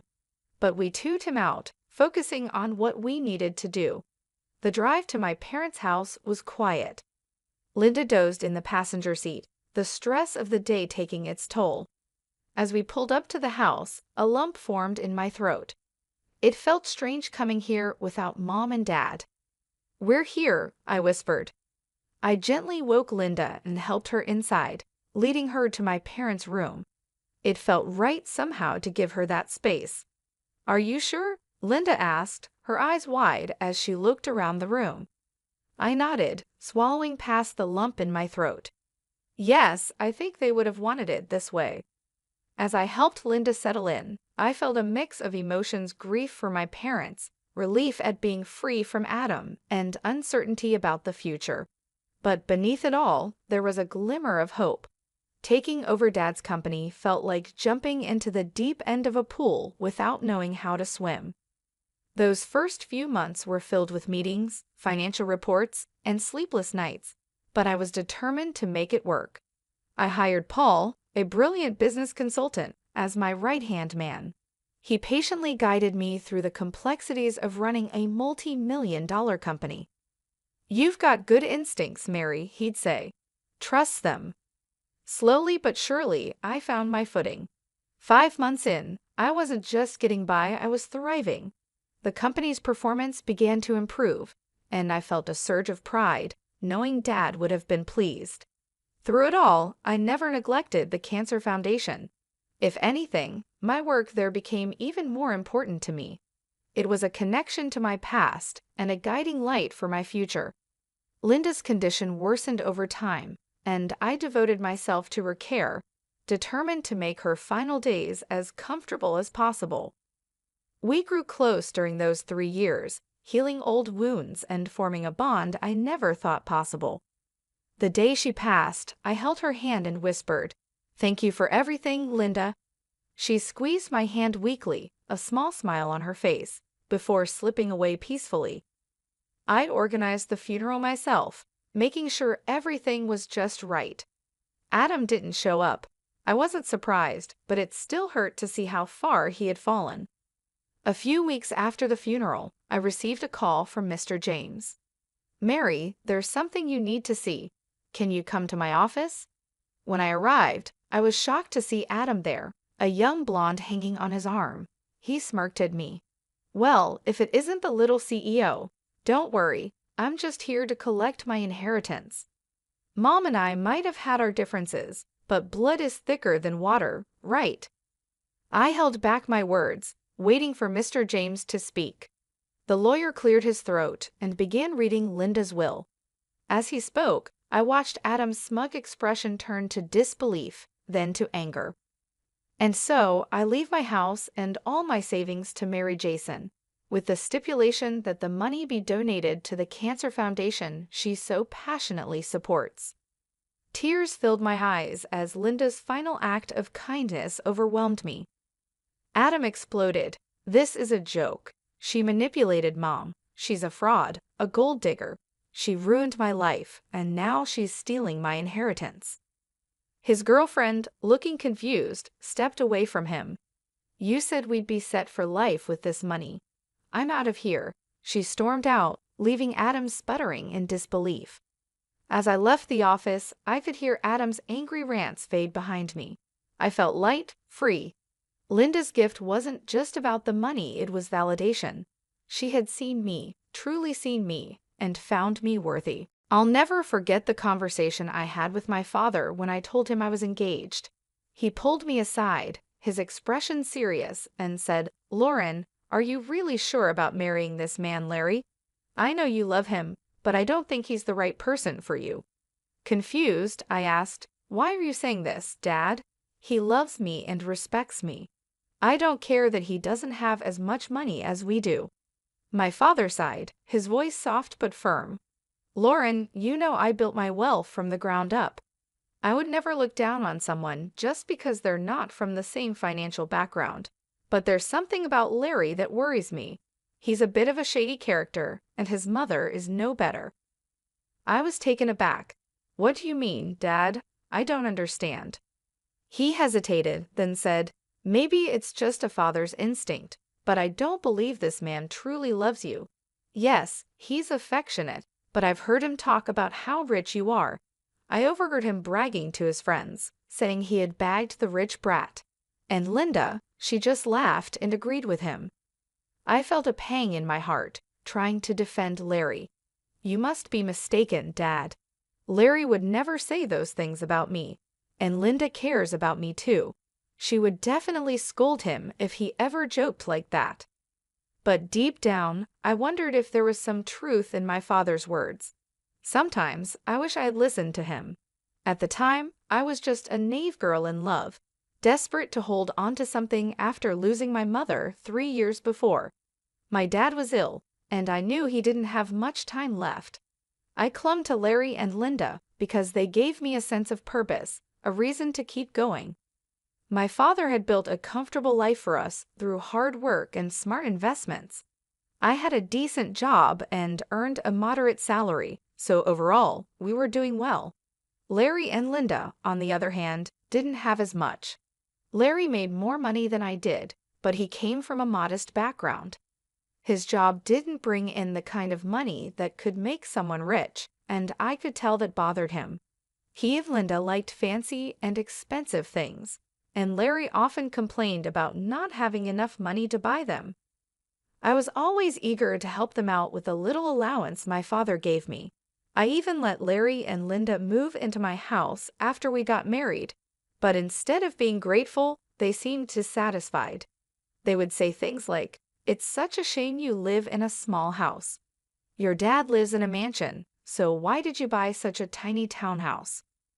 Looking back, I realize how much I overlooked because I wanted so badly to make things work. I ignored the little red flags and convinced myself that everything would be okay, but in the end, I wish I had trusted my father's instincts. I don't make a lot of money. Larry's dad lives in a mansion because he's wealthy, but I'm just a regular office worker with a modest salary. Buying this house was a real challenge for me, and I was only able to manage it because my dad helped with the down payment. Larry, however, wasn't impressed. He said, "Well, if your dad helped you out, he should have gotten you a better place. I'm sure your mom left him something to give you when you got older." I tried to explain, "I'm not entitled to anything, Linda. Whatever my mom left behind is my dad's now. She passed away suddenly, and there was no will. Honestly, I don't mind if I don't get anything. I'm content with the way things are." Linda scoffed, "That's a ridiculous thing to say, Lauren. I would have loved to inherit a lot of money. You know what? Your dad should trade houses with us. He lives alone, so he doesn't need all that space anyway, right, Larry?" Larry nodded in agreement, adding, "Yeah, Lauren, you should ask him." I felt a surge of protectiveness and responded firmly, "Absolutely not. That house belongs to my dad, and he deserves to live comfortably as long as he's alive." Linda then remarked, "Well, he won't be alive for long now that he's sick. We can wait and compromise for a few years and see what happens. Ultimately, everything will be yours after your dad passes. You'll have plenty of money to buy a big house and more." The way Linda and Larry were already making plans to spend my inheritance was deeply unsettling. It didn't help that they frequently urged me to ask my dad for more money. We weren't struggling financially. Larry and Linda just wanted the luxurious lifestyle they imagined, even though it wasn't within our reach. Honestly, I was growing tired of their behavior. However, the real drama unfolded after my father passed away. His battle with cancer ended sooner than I had expected, leaving me devastated. I was heartbroken, but Larry and Linda offered little support. Instead, they were more concerned about the date of the will reading and showed no interest in helping with the funeral arrangements. To make matters worse, they even refused to attend the funeral, saying that my dad was no one to them. At that moment, I was overwhelmed with grief and anger. My dad's warnings kept echoing in my mind, and I couldn't help but feel suspicious of Larry and Linda. I began to doubt their intentions, wondering if they had ever truly cared about me or if they were only interested in what they could gain.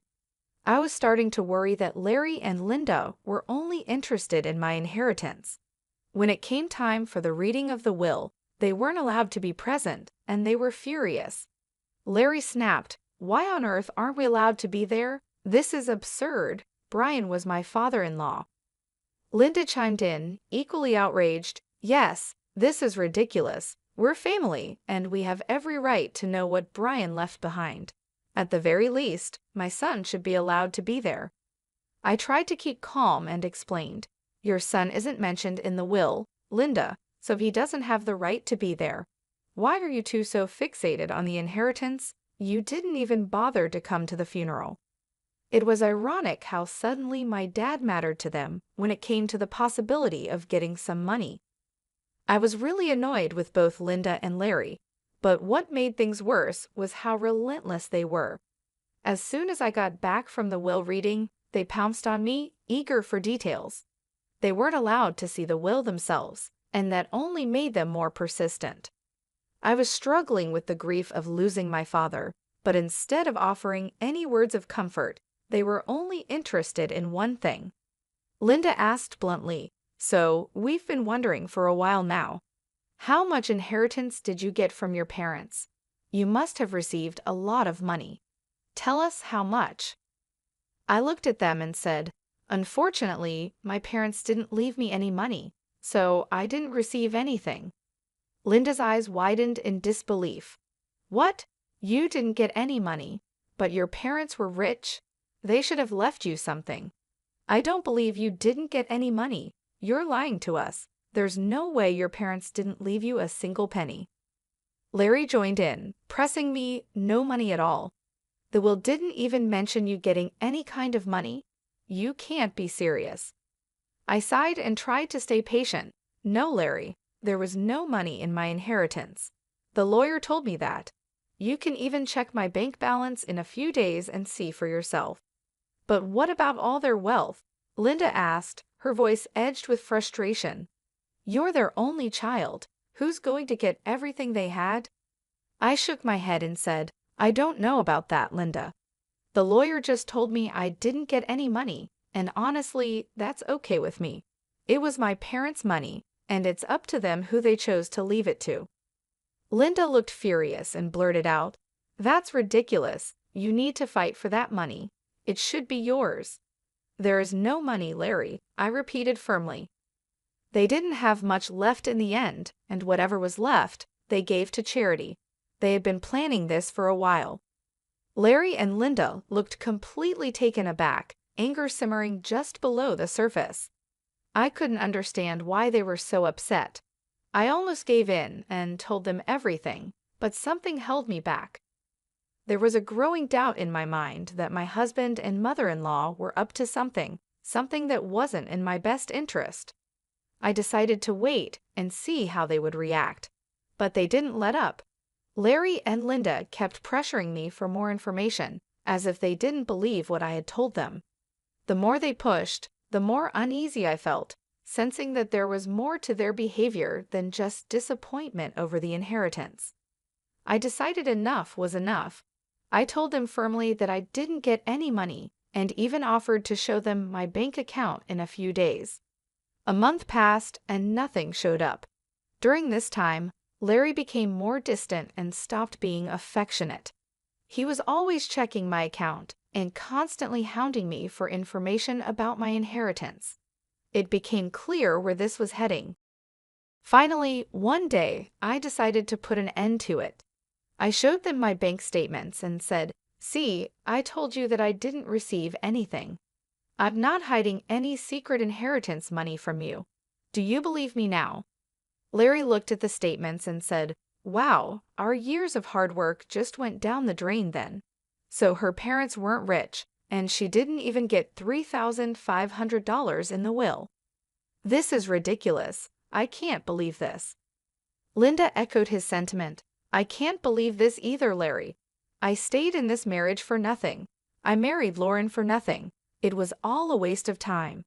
Feeling hurt and confused, I asked, What the hell does that mean, Larry? Why are you talking like this? Linda answered for him. Why do you think he's saying these things, Lauren? Who the hell would marry you without thinking about the money? My son simply married you so that we could rely on your inheritance. Now I see that you didn't even get a penny. I can't believe I wasted 3 freaking years on a useless girl like you. I could have done so much better. I was stunned to hear them speak that way about me. I finally realized that Larry married me for money. My parents were right about him and his mom. They were gold diggers. I was so done with my husband and mother-in-law. I was breaking inside, but what they said next turned me to stone. Linda looked at Larry solemnly and said, What's done is done, Larry. But now it's time for you to divorce Lauren. There is no reason for you to stay with her anymore. You will have time to find a new rich wife. This time, we will make sure she actually has some money to her name. I was in disbelief. Are you freaking kidding me, Linda? You're asking Larry to divorce me over money. Larry, are you going to listen to her? Larry didn't hesitate. Of course, I would listen to her, Lauren. I married you so that my mom and I could have a comfortable life. We grew up poor, and I didn't even go to college. I had no way of earning a lot of money. I was horrified. So you pretended to love me and tricked me into marrying you. You thought my parents would give me lots of money. Larry nodded, and I felt my heart shatter. Yes, Lauren. I thought your parents would leave you a lot of money, but now I see that they didn't. It was all for nothing." With those words, everything became clear. My parents were right all along. Larry and Linda were only interested in my inheritance, and now that it was gone, they had no use for me. I knew I had to leave them and start a new life, free from their greed and deception. I was willing to share everything with Larry, believing that our marriage was built on love and trust. But when he spoke, I realized how wrong I was. "Yes, that's what I thought too," he said coldly. "It was the only way I could give my mom the life she always wanted. But now, I see that my efforts were pointless. Mom's right, I need to divorce you and keep looking." His words hit me like a ton of bricks. The casual, almost indifferent way he talked about ending our marriage made me question my own sanity.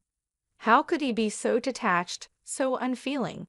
Linda and Larry continued to voice their frustration, complaining about the marriage and about me, but I stopped listening. I was too overwhelmed, too lost in my thoughts, trying to process what they had just said. Their complete lack of emotion and Larry's sudden change in behavior were both heartbreaking and infuriating. At first, I felt a wave of anger rise up inside me. I wanted to scream, to throw things, to let out all the pain and frustration that had been building up. But instead, I took a deep breath and remained calm. "Okay then, Larry," I said quietly. "If a divorce is what you want, you'll get it. I've never been one to refuse your demands, so I might as well give in to this one as a last favor." Linda, sensing an opportunity, quickly added, "So you'll agree to a mutual divorce? It'll save us both a lot of money. And don't even think about trying to get alimony from my son. We'll fight you every step of the way. It's best if you just agree to this." I nodded, realizing that I didn't have much choice. "You're right, I don't have a lot of money right now. So I've decided on something. I'll agree to a mutual divorce, but only if you sign a clause stating that we won't share any of our assets. We'll each walk away with what we have and nothing more." Larry agreed without hesitation. "That's not a problem at all. You don't have much, and neither do I at the moment. If you can forego alimony, I'll sign the divorce papers and won't claim anything from you." We discussed the details of the divorce, making sure we were on the same page. I could see the relief on their faces. They were both happy that I wasn't making a fuss. I guess they didn't expect me to be so calm about it. But the truth was, ever since that day, I had been crying on my way to and from work. I would sit in the parking lot of my office, crying for an hour before and after work, trying to pull myself together. Larry never noticed my puffy eyes, never asked why I was leaving early for work or coming home late. Linda didn't even bother looking at me after she found out I had no money. Their behavior only made me more determined to get out of the marriage as soon as possible. I knew I had to stay strong and move on with my life. Even though it hurt deeply, I was ready to close this chapter and start anew. The way they treated me, the way they were more interested in money than in our relationship, made me realize that I deserved better. I deserved to be with someone who loved me for who I am, not for what I could offer them financially. In the end, I agreed to the mutual divorce, and I made sure that we each kept our own assets. It was a painful process, but I knew it was the right decision. I had to let go of the life I thought I had and focus on building a new one, free from the greed and deception that had poisoned my marriage. I decided that I needed some space from Larry and Linda, so I had them move out of my house and into a rented place nearby. They settled in quickly, and while we waited for the divorce to be finalized, Larry kept his word and didn't demand a share of my house. I also didn't ask for any alimony. In his eyes, it was a fair deal, but I had no idea how much I had underestimated the situation. The truth of it all came to light on the day our divorce was finalized. I went over to their new place to drop off my wedding and engagement rings. When I handed them over, I said, "Larry, I just wanted to return these to you. This marriage only brought bad times into my life, and I don't want to keep any reminders of it. Larry looked at me surprised. Are you sure you want to return them? You might need the money someday. Linda, never one to miss a chance to be snide, added, It's so funny how you're giving them back. You must have laughed at our poverty before, but look where you are now. My son is being generous, giving you the rings back. You might need to sell them when your stupid job doesn't pay enough. We don't want the rings anyway, they're cheap ones. I kept my composure and replied, What would I need to sell the rings for, Linda? I'm not embarrassed. You don't need to worry about my financial situation. Linda smirked and said, Oh, we already know. Your parents didn't leave you anything, probably because they lost everything due to bad financial decisions, leaving their daughter with nothing. At that point, I couldn't help but laugh out loud. Linda looked puzzled, and so did Larry. I could see that Larry was annoyed by his mother's behavior and also surprised by my laughter. Linda snapped, Why the hell are you laughing? Did I say something funny? I looked her straight in the eye and said, It's hilarious that you think I'm destitute, Linda. It's also funny that you believe my parents lost all their fortune. Linda, clearly offended, retorted, Well, of course you're destitute. Your parents didn't even leave you a penny. They must have messed up and ruined your life by not leaving you an inheritance. I smiled and said calmly, I never said I didn't receive an inheritance, Linda. I simply told you that I didn't get any money. My parents actually left me plenty of inheritance. Linda's eyes widened in disbelief. What do you mean you have an inheritance? I'm so confused. I continued, My parents could see through you and Larry for what you are, little gold diggers, so they made a secret clause in their will. It stated that I wouldn't receive any monetary inheritance right away. Instead, I was given something much more valuable. Larry, now clearly agitated, asked, What are you talking about? What did they leave you? I looked at them both and said, My parents left me this entire neighborhood as my inheritance. Linda and Larry were stunned. Linda stammered, What? You own this neighborhood now? How is that possible? We would have known about your inheritance if that were true. We even signed the lease with an estate manager who didn't tell us the name of the owner. I explained, My parents wanted me to wait for a year before I could take full control of the properties, so everything was kept quiet. But now I own this entire neighborhood, including the place you're living in. Linda and Larry were left speechless. The realization that they had been living in a place I owned, after all their scheming, was too much for them to handle. The tables had turned completely, and they were finally exposed for who they truly were. I turned to leave, feeling a sense of closure and satisfaction.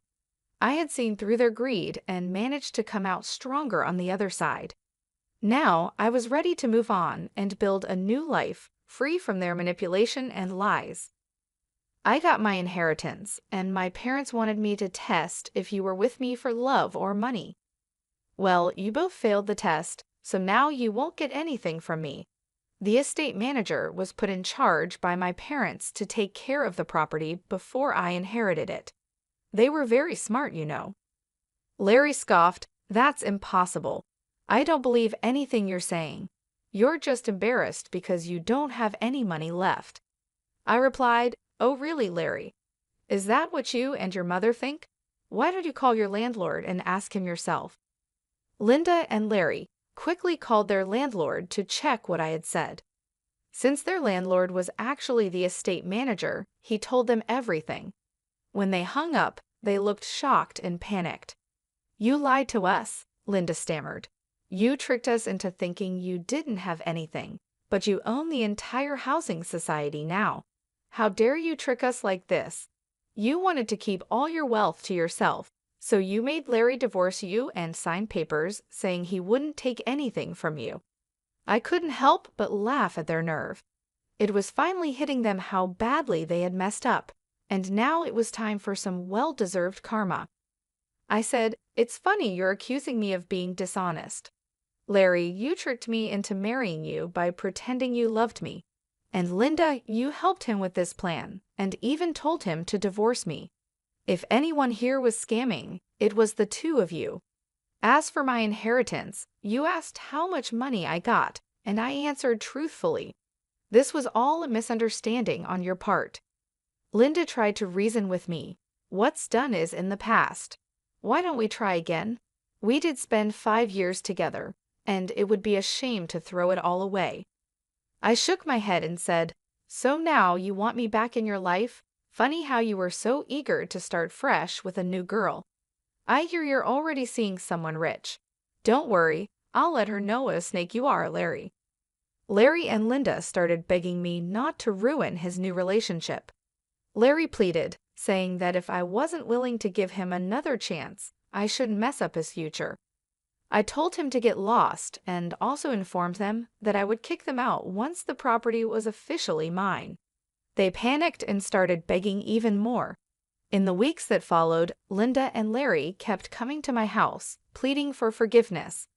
They already had an eviction on their record, so it was unlikely anyone else would rent to them. The only reason they were still staying on my property was because I had asked the estate manager to allow it. I also contacted Larry's new girlfriend and told her everything. She was horrified by what Larry and Linda had done and broke up with him immediately. She even showed me the text messages as proof. After this mess, Larry and Linda came over, yelling at me and calling me names. I quickly called the police and had them removed from my property. Once the property was officially in my name, I kicked them out very quickly. They didn't expect me to follow through with my threat. When they showed up again, I called the police, who gave them a stern warning. I also filed for a restraining order. It turned out that the whole town knew about what had happened. Larry and Linda were shunned by their friends and had to leave the city to start over somewhere else. Meanwhile, I'm enjoying my new wealth and finally free from those gold-digging leeches. I looked at my dad's bank account and saw nearly $600 million in it. I thought to myself, this money is all mine now. I don't need you anymore. After my kind father-in-law passed away, I was still grieving when my husband came to me and casually dropped the news that he wanted a divorce. It turns out he was only showing his true colors after getting his hands on the $600 million inheritance from his father. He saw me as nothing more than an ATM, just waiting for Dad to pass away so he could live a lavish life without having to work. I had seen glimpses of his true nature before, but I never realized he was this awful. Before I knew it, I was clenching my fists, angry at myself for being fooled into this marriage. I could accept being deceived, but I couldn't stand him speaking badly about my kind father-in-law. "Fine," I said, "hand me those divorce papers." I snatched the papers from my husband, signed them quickly, and threw them back at him. "All right, the rest is up to you," I told him. "Yeah, leave it to me," he replied, smugly. He offered to send my belongings, and I walked past him, out of the living room, and left the house. I knew my husband would regret divorcing me. Sure enough, he called me later, panicking when I explained that the $600 million was just a fantasy. "My name is Mary, I'm 45 years old, and I work in sales. My husband John is also 45, and he used to work in sales, but now stays at home. There's a story behind him becoming a homemaker, but to explain that, I should start with my first husband. This is my second marriage. My first husband died in a work accident 5 years ago, leaving me a widow. Between life insurance and severance pay, I received about $600,000. Since my first marriage happened later in my 33s, we didn't have any children. I inherited the money along with my ex-in-laws, but they told me, we're almost 82 years old and don't have much time left, so we don't need it. I couldn't accept that and decided to give the money to my ex-brother-in-law and his wife, who were living with my ex-in-laws. However, they also said, we don't need much since it was my brother's money. You should use it, so they only took a small portion of the money. In the end, after paying a significant amount in inheritance taxes, most of the money ended up with me. Combined with our savings and the fact that I had a job, I became fairly well off by the age of 41. But even with all that, sitting alone at home and looking at the numbers in my bank account, I felt empty. When I came home from work, no one was there, and no one ever would be. The bed beside me stayed perfectly made, just as it was before I went to sleep. The worst part was when I accidentally made breakfast for two. As I took a bite of the second piece of toast, I thought, this must be what it feels like to have a hole in your heart. I really wanted to take some time off, but I had to keep working, so I went back to my job with this emptiness inside me, constantly feeling a sense of void. I desperately wanted someone, anyone, to listen to me, and that someone turned out to be my current husband. When I told him about my husband passing away and how I had to take some time off because of it, he said, "I'm sorry for any inconvenience." I quickly replied, No, it was no inconvenience at all. Besides, your husband was a lucky man to have someone who cared for him so much. I'm sure he was very happy. He then shared a bit about himself, saying, "As for me, I'm terrible at relationships. Even when I do date someone, I get dumped quickly. I know it's because of my careless personality, but it seems hard to change who you are. My husband and I were business acquaintances before we got to know each other better. I knew he was a cheerful person, so when I visited his company, I ended up telling him everything. Normally, anyone would find such a dark and heavy story off-putting, but he listened quietly and then cheered me up with some light-hearted jokes. His words and smile seemed to fill a bit of the hole in my heart. He continued to listen to my stories, and we started meeting outside of work. One day, while we were talking, I accidentally dropped a receipt, and he jokingly said, "Wow, my wallet is twice as thick with coins." You dropped a receipt, and we both laughed. I need to organize it, but it's such a hassle. When he tried to pay at a store, receipts started falling out as he pulled out some cash. I picked up the receipts and handed them back to him, and he stuffed them back into his wallet, complaining about the coins. It seemed like the receipts were also making his wallet bulky. "You're like a kid, John," I teased. "What? I'm 45, you know," he replied. Just as he said, he was a bit careless, but watching him, I felt the hole in my heart slowly start to close. We kept meeting privately, and a year later, he told me he had feelings for me. It had only been a year since my previous husband passed away, so I was torn. But I felt like my late husband was telling me, "Don't stay stuck, move forward." So I decided to start dating John. People around us had their opinions, but making that important decision helped me begin to heal. However, just a month later, John gave me an even bigger concern and asked me to make an incredibly important decision. Shouldn't we get married? Given our age, it's better to decide sooner rather than later. This time, I couldn't hear my late husband's voice guiding me. It felt like he was telling me to trust my own intuition and keep moving forward, so I decided to marry John. "Okay, let's get married," I said, surprising even myself with how quickly I made that decision. It was likely John's personality rubbing off on me. I started to think that a bit of carelessness wasn't so bad if it made me more positive. At the same time, I learned from John that too much carelessness could be problematic. "Wait, live with your dad?" I asked. "Yeah, just recently, he got sick and needs help with daily living. He kept working past 73, thinking he was still young, and now this happened." "What about your mom? Is she helping him?" "Huh, didn't I mention it? My mom's not around. My parents divorced when I was young, and I haven't seen her since. This is the first I'm hearing of it. Sorry, don't be mad, but it's a heavy topic to bring up when we weren't sure about getting married yet, right?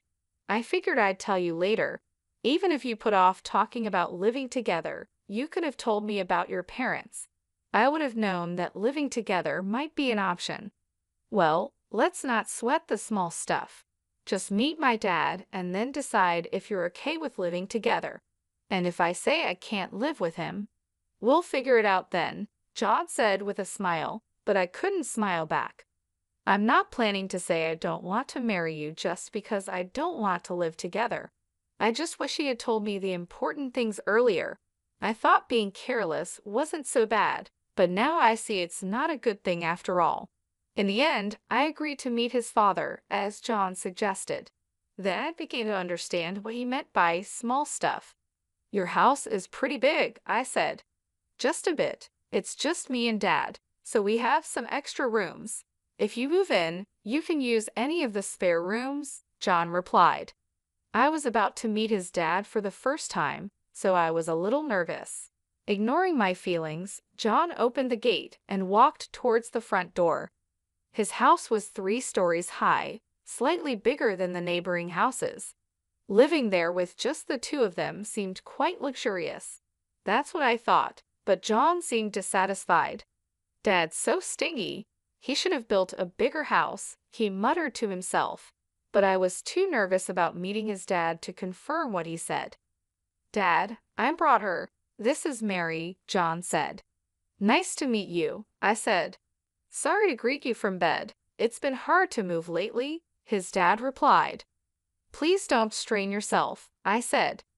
John's father propped himself up with John's help.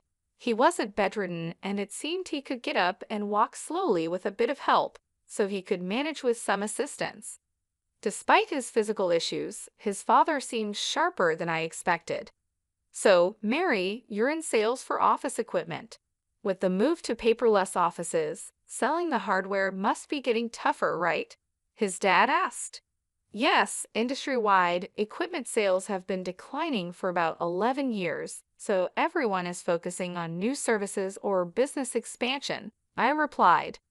Considering that the domestic market for the equipment is almost saturated, you need to look at countries where there's still demand for new services. IT integration might be the way to go. I think there's something called MPS, right? He said. I completely forgot I was talking to my future father-in-law. The conversation flowed so naturally into work talk that I switched to work mode. His father didn't push too hard on the marriage topic either. He was probably being considerate of my feelings. After just a few minutes of talking, I found myself respecting him. I started to understand why John called living together small stuff. He probably knew I wouldn't oppose living with his dad. About 30 minutes into our conversation, his father said, My back's starting to hurt. Sorry to cut this short, Mary, but I need to rest. Please take care of John. He's quite a chatterbox. Sure, I will, I replied. Is sure the right response. His father seemed to cut the conversation short to avoid burdening me. I wanted to talk more, but I didn't want to tire him out. Feeling a bit disappointed, I left with John. On the way back, John told me more about his dad. Dad's a serial entrepreneur, John said. A serial what? I asked. A serial entrepreneur. He starts companies, grows them, then sells them. He's done it multiple times, John explained. You can just buy and sell companies like that. I was surprised. Well, yeah. Selling one company involves millions of dollars. Starting and growing a company also needs a lot of money, so the sale isn't all profit. But still, Dad's pretty well off. He just doesn't like to spend. He could build a mansion that would make jaws drop, but he doesn't, John said. Don't you know much about his work? I asked. He doesn't talk much about work or money. He never hired me for his companies or taught me how to make money. Living at home is the only way he spoils me. If he's got so much money, he could spoil me a little more, don't you think? John replied. Your dad probably has his reasons, I said. It seemed his father was quite an impressive person. It made sense that John might feel overshadowed by him. Given how incredible his father is, John probably got compared to him a lot, so it's understandable that he'd have some complaints. By the way, why did your mom leave? Your dad seems so kind. It's hard to imagine their marriage not working out, I asked. Mom spent a lot and wanted an easy life. After the divorce, people only came after Dad's money, so he decided never to marry again. He focused on work instead. With that much money, he could have spent a bit, don't you think? John answered. I don't believe in spending money just because you have it, I said. From what John told me, it seemed his mom relied on his father's money, so I couldn't agree with John on this point. But I think his words came from feeling inadequate compared to his father. Later, I talked with John about living with his father. His father currently relies on John for help and also gets assistance from a home helper when John is at work. I thought my husband and I would continue working while getting help from a home assistant to take care of my father-in-law. However, John surprised me with a different idea. "I want to quit my job and take care of Dad," John said. "What? Quit your job?" I was shocked. "Dad's such an incredible person, right? I feel like I haven't done anything for him all this time, so from now on, I want to support him without relying on a caregiver." "I'll be like a homemaker," John explained. "I'll take care of the house too," John said.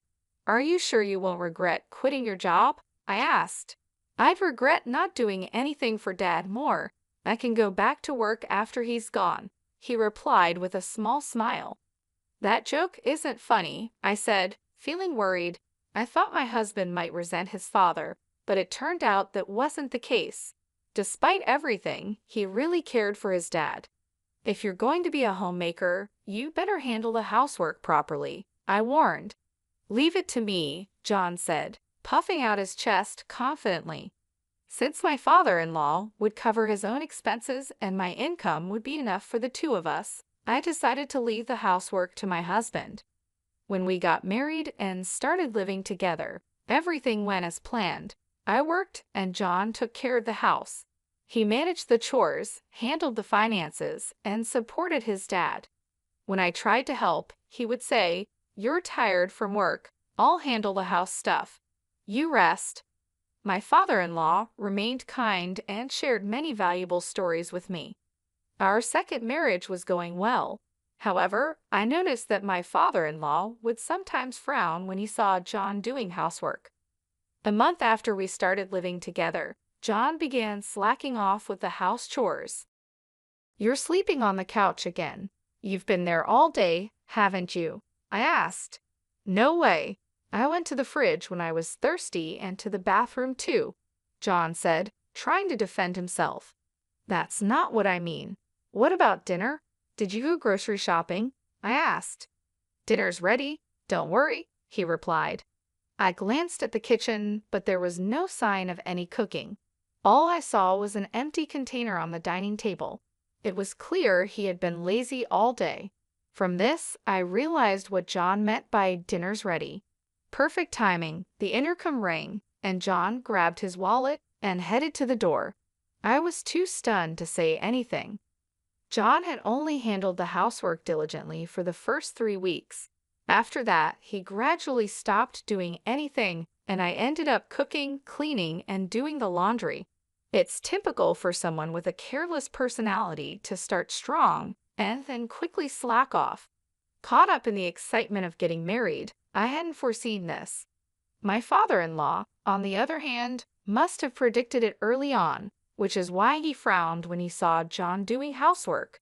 As my husband began to shirk his duties, my father-in-law started apologizing to me, saying, "That boy is so careless." "I'm really sorry, Mary. I hoped he'd become more responsible after getting married, but it seems he's just causing you trouble. If he becomes a burden, feel free to kick him out." "I wouldn't do that. Really, it's okay." "I'm sorry. I've tried to correct him, but he's just, well, you know." "It's okay, but he isn't neglecting to help you, right?" I asked. "No, he does help me, at least a little," I replied, noticing a slight change in my father-in-law's expression. It was clear that John wasn't completely ignoring his father, but he also wasn't doing a third job. Still, my father-in-law was probably downplaying the situation to avoid any conflicts between us. "I'm sorry," I said. "No, Mary, you don't need to apologize," my father-in-law replied.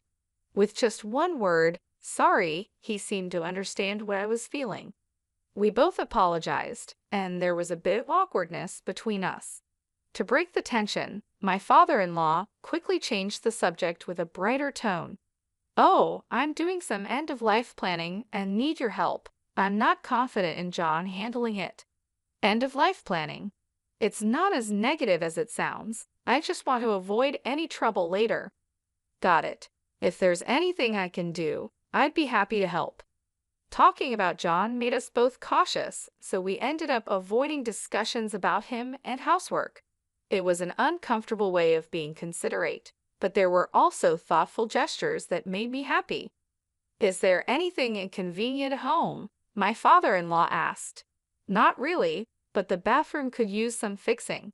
I had just wanted the water heater checked, I said, but my casual comment turned into something much bigger. Wait, what's this? I exclaimed when I saw the changes. My father-in-law had contacted a contractor he knew, and they completely renovated the bathroom.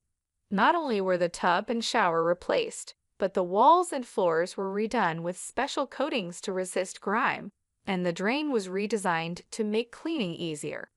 They even installed a bath lift to help my father-in-law get in and out easily. Now I can enjoy a nice clean bath, and it's easier for me to get in and out, he said. It was an extravagant use of money, and this happened a few times where a small request turned into a huge upgrade. I learned not to ask my father-in-law for small favors lightly, yet my husband still called him stingy. I couldn't understand how John could see it that way, given how generously his father spent money. Out of curiosity, I asked my father-in-law about his most extravagant spending. What's the most luxurious thing you've ever done? I asked. I started a seafood company in Germany, built the office and the factory from scratch. That cost a fortune. A company in Germany? That's impressive, but it was work, right? Well, yes and no. I did it because I wanted to, so it was more like a hobby. Why seafood in Germany? Was it because it was profitable? No, I had no knowledge or connections and didn't think about profits. Germany exports a lot of seafood, and we import a lot of it. I love seafood, so I thought I could make money and eat all the food I wanted, he said, looking happier than I'd ever seen him. He must have really enjoyed that time, but if he just wanted seafood, he could have bought as much as he wanted. Starting a company overseas seemed extravagant. Do all successful people think this way? It's a world far beyond the understanding of an ordinary person like me. It made me realize that my father-in-law wasn't stingy. He was just careful about when and where to spend money. My husband just didn't understand that. One day, my husband burst into David's room and vented his frustration at both of us. You listened to Mary's requests, but not mine. Are you talking about the bathroom? You use it too, right? And since cleaning is easier now, it's a big help to you as a homemaker, right? Mary gets to enjoy a nice bathroom, and it's convenient for me too. No one loses here, David replied calmly. My husband clicked his tongue loudly and stormed out, slamming the door behind him. I'm really sorry, I said. It's fine, but why don't you listen to your son's requests? I asked. He's like his mother. When he has money, he spends it without thinking. Even with a lot of money, you need to understand its value and how to use it wisely. I've tried teaching him that many times, but he's still the same, David said, his expression turning somber. Since that day, my husband had become even more neglectful. Not only did he stop doing anything around the house, but he started causing unnecessary trouble. Whose motorcycle is that outside? Did you buy it? No one else's motorcycle would be here. I yelled at my husband as soon as I got home from work, but he just polished an expensive-looking golf club in the living room without even looking at me. My husband had stopped doing housework and started buying whatever he wanted. I wouldn't complain if he was spending his own money, but he was using my bank account without permission. You get your requests granted by Dad. Let me have a bit of luxury too, he said, trying to justify his actions. He had been diligent as a homemaker at first, and I hadn't seen this lazy side of him before we got married. It seemed he had been hiding his true self before marriage. I was completely fooled. When we got married, I told my husband, if my salary isn't enough for our living expenses, feel free to use the money in my account. I took back my bank book so he couldn't use the money without my permission. When I checked it, I saw he had spent around $50,000 in just 3 weeks. It was an expensive lesson that I couldn't trust him. Naturally, I thought about divorcing him, but I didn't want to leave my father-in-law in his care, so I erased divorce from my list of options. My husband seemed to sense that I wouldn't divorce him and became even more arrogant. "Hey, can't you come home earlier?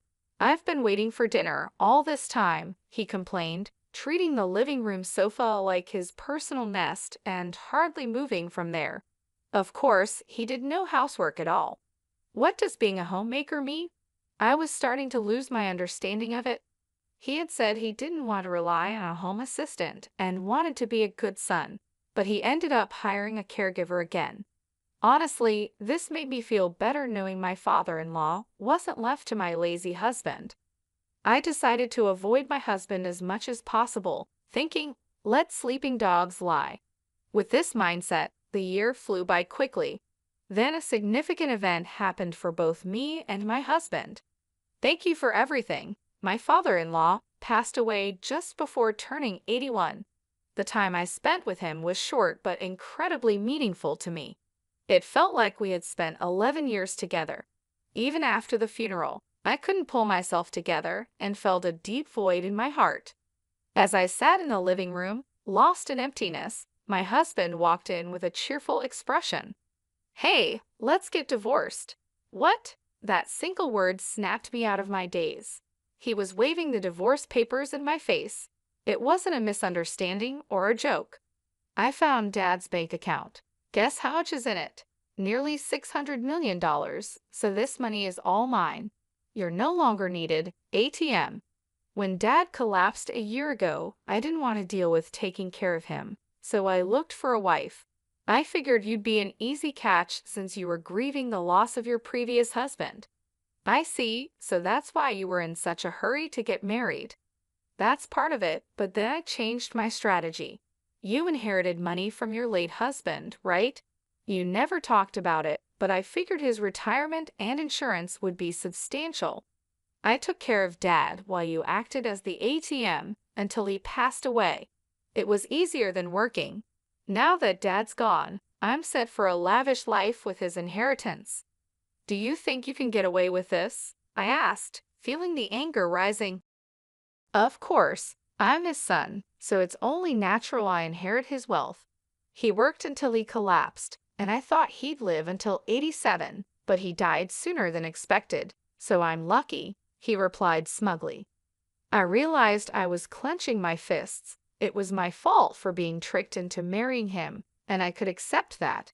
But I couldn't forgive him for speaking so badly about my kind father-in-law. I was ready to punch him, not caring about the trouble it might cause later. But then I felt like I heard my father-in-law's voice saying, "Stay calm." Right? There was no need to do anything rash. "Are you sure about this?" "All right, give me the divorce papers," I said. I snatched the papers from my husband, signed them on the spot, and handed them back. "Thanks for making this easy. I'll file these tomorrow. You can take all our savings. I've got $600 million, so take as much of that petty cash as you want," he said, clearly gloating. "Okay then. Yeah, leave it to me. I'll file the papers and send you your stuff if you want," I replied, walking past him and out of the house. As I left, my anger started to fade, and I felt a wave of laughter rising. My husband would soon regret divorcing me. That $600 million was just a pipe dream. A few days later, while staying at a hotel and looking for a new place to live, my ex-husband called. "Hey, what the hell did you do?" he yelled. I instinctively pulled the phone away from my ear as he started shouting. He seemed confused, so I needed to explain what was happening. "I can guess what happened, but why don't you tell me?" I asked calmly. "When I tried to withdraw money from Dad's account, they said this money can't be withdrawn." "What's going on?" "There should be $600 million in there," he said, his voice full of frustration. "Looks like you didn't know. Since your dad didn't spoil you, you never took an interest in his affairs, right?" And he never discussed his work with you, I explained. Stop with the riddles. There's money, right? He demanded. Yes, there's $600 million, but it's collateral, so you can't touch it, I replied. Collateral? He asked, his voice shaking. That's right. The money is in the account, but it's untouchable, like a pie in the sky. Also, that money is about to be used to pay off debts, so it'll be gone soon, I explained. You're kidding. There's $600 million, and I can't use any of it. His voice grew quieter as he started to panic. I knew about the $600 million being collateral because I helped with my father-in-law's end-of-life planning. He had asked me to handle things if anything happened to them. Since he passed away, I was going to use the $600 million to settle his debts. But since my ex suddenly demanded a divorce, I left the paperwork to him, telling him to take care of the rest. What did Dad do with the $600 million? My ex asked. He used it for something he loved, I replied.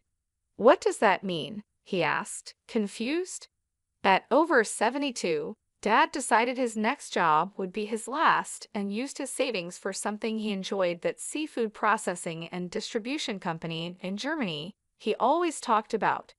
He trusted the management to locals and planned to enjoy his retirement here, but it was a huge failure, and he lost almost everything. When he told me about it, he laughed, saying it was only natural since he did it without any real knowledge. He had no regrets about where he spent his money. To start that company, he borrowed $600 million, using his savings as collateral. But it turned into debt, so he planned to repay it with another job. It seemed impossible, but he didn't think so. Even with the debt, he kept enough money for his retirement. In today's world, where many struggle in retirement, it's impressive. However, while sorting out the Germany company, his health declined. When that happened, he renegotiated his repayment plan with the bank. Given his long history of high-value transactions, they trusted him. He told them, if I can't work anymore, take the collateral. They agreed to a 2-year grace period, after which the debt would be paid off with the collateral if he couldn't work. That year is up, and it's time to settle the debt. So this $600 million is debt repayment money, and will soon be zero. My ex asked, his voice filled with shock. Exactly. Didn't you find another bank account? There should be one for living expenses. Yeah, I found one with $80,000 in it. That's money you can use freely. It's your inheritance. $600 million turned into $80,000. Why didn't he prepare more for his retirement? My ex wondered, clearly surprised. I was surprised by the $80,000 too, but knowing him, he probably planned to add more if needed. He seemed capable of anything. And it looks like you haven't checked the will yet. Will? Dad told me he'd leave me about 20%, my ex said.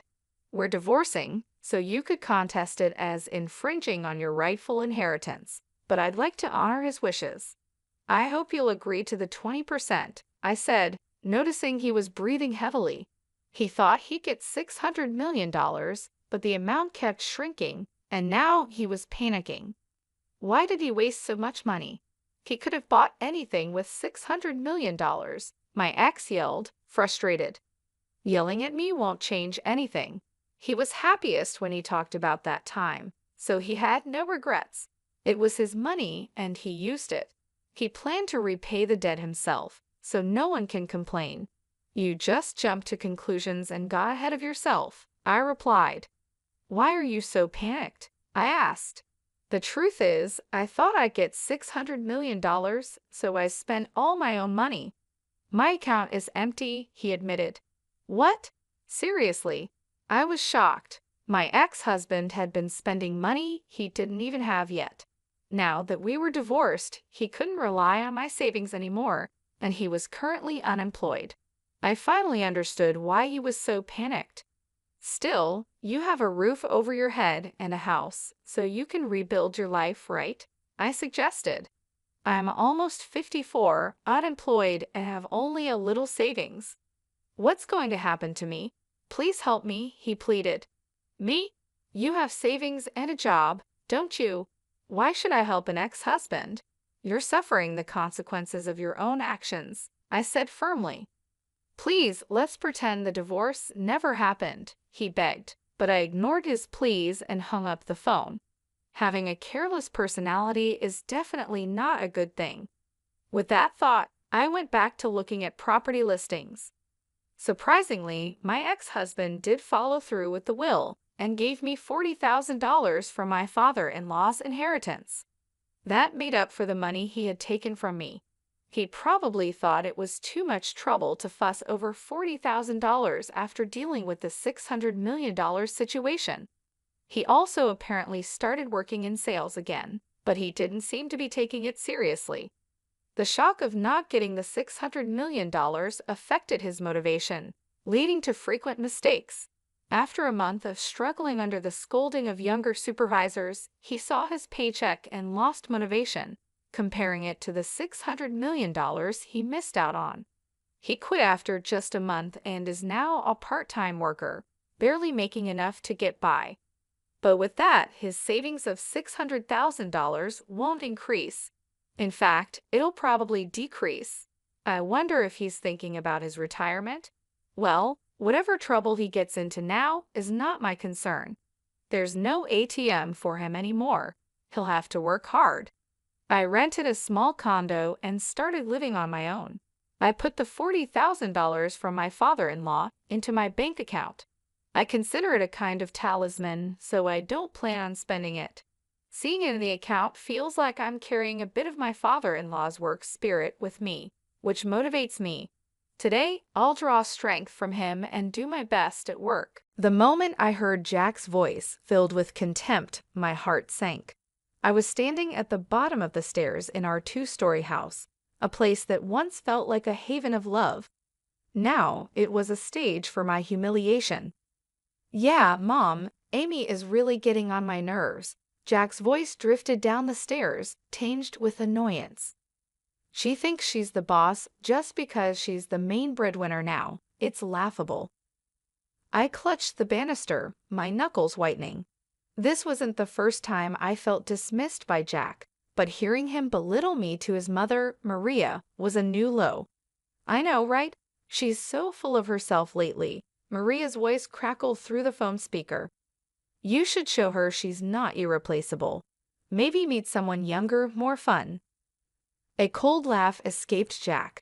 That might just teach her a lesson. Amy's so smitten with me she wouldn't dare leave, no matter what. Their words cut through me like shards of glass. 6 years of marriage reduced to this mockery. I was Amy, a 31-year-old marketing executive, shouldering most of our expenses since Jack quit his job. And here he was, plotting betrayal with the same nonchalance as discussing the weather. I stepped back, retreating into the shadows, my mind racing. The loving, attentive man I married had turned into a callous stranger. But I refused to be his doormat. A fiery resolve ignited within me. I wouldn't just walk away defeated. I would make Jack regret every scornful word he had uttered. For years, I had ignored the subtle jabs, the gradual distancing, and the financial leeching.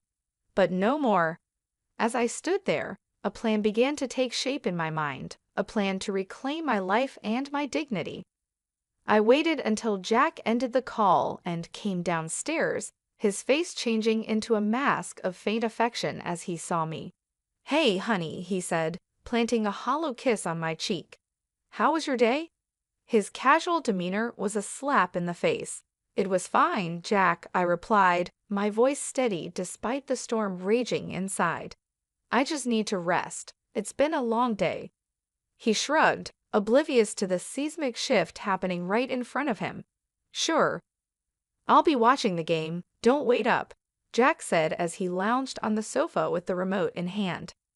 I retreated to our bedroom, but I wasn't there to cry or lament. I was planning my escape, my revenge. Jack had underestimated me for the last time. I picked up my phone and began to make a list of everything I needed to do to untangle my life from his. I would start tomorrow, no more being the oblivious, accommodating wife. It was time for Amy to take center stage in her own story. The days that followed were a masterclass in deception. I kept up appearances, playing the role of the dutiful wife while plotting my departure. Jack, wrapped up in his arrogance, noticed nothing. One evening, as we sat across from each other at dinner, the silence was suffocating. He was scrolling through his phone, chuckling occasionally. I pushed my food around my plate, my mind elsewhere. "Jack, remember when we used to talk during dinner?" I asked, a hint of nostalgia in my voice. He glanced up, eyes narrow. "What's there to talk about? It's not like you're interested in my day." His dismissive tone stung, but I didn't let it show. "I am interested, Jack. I always have been." He scoffed. "Right, just like you're interested in my career choices."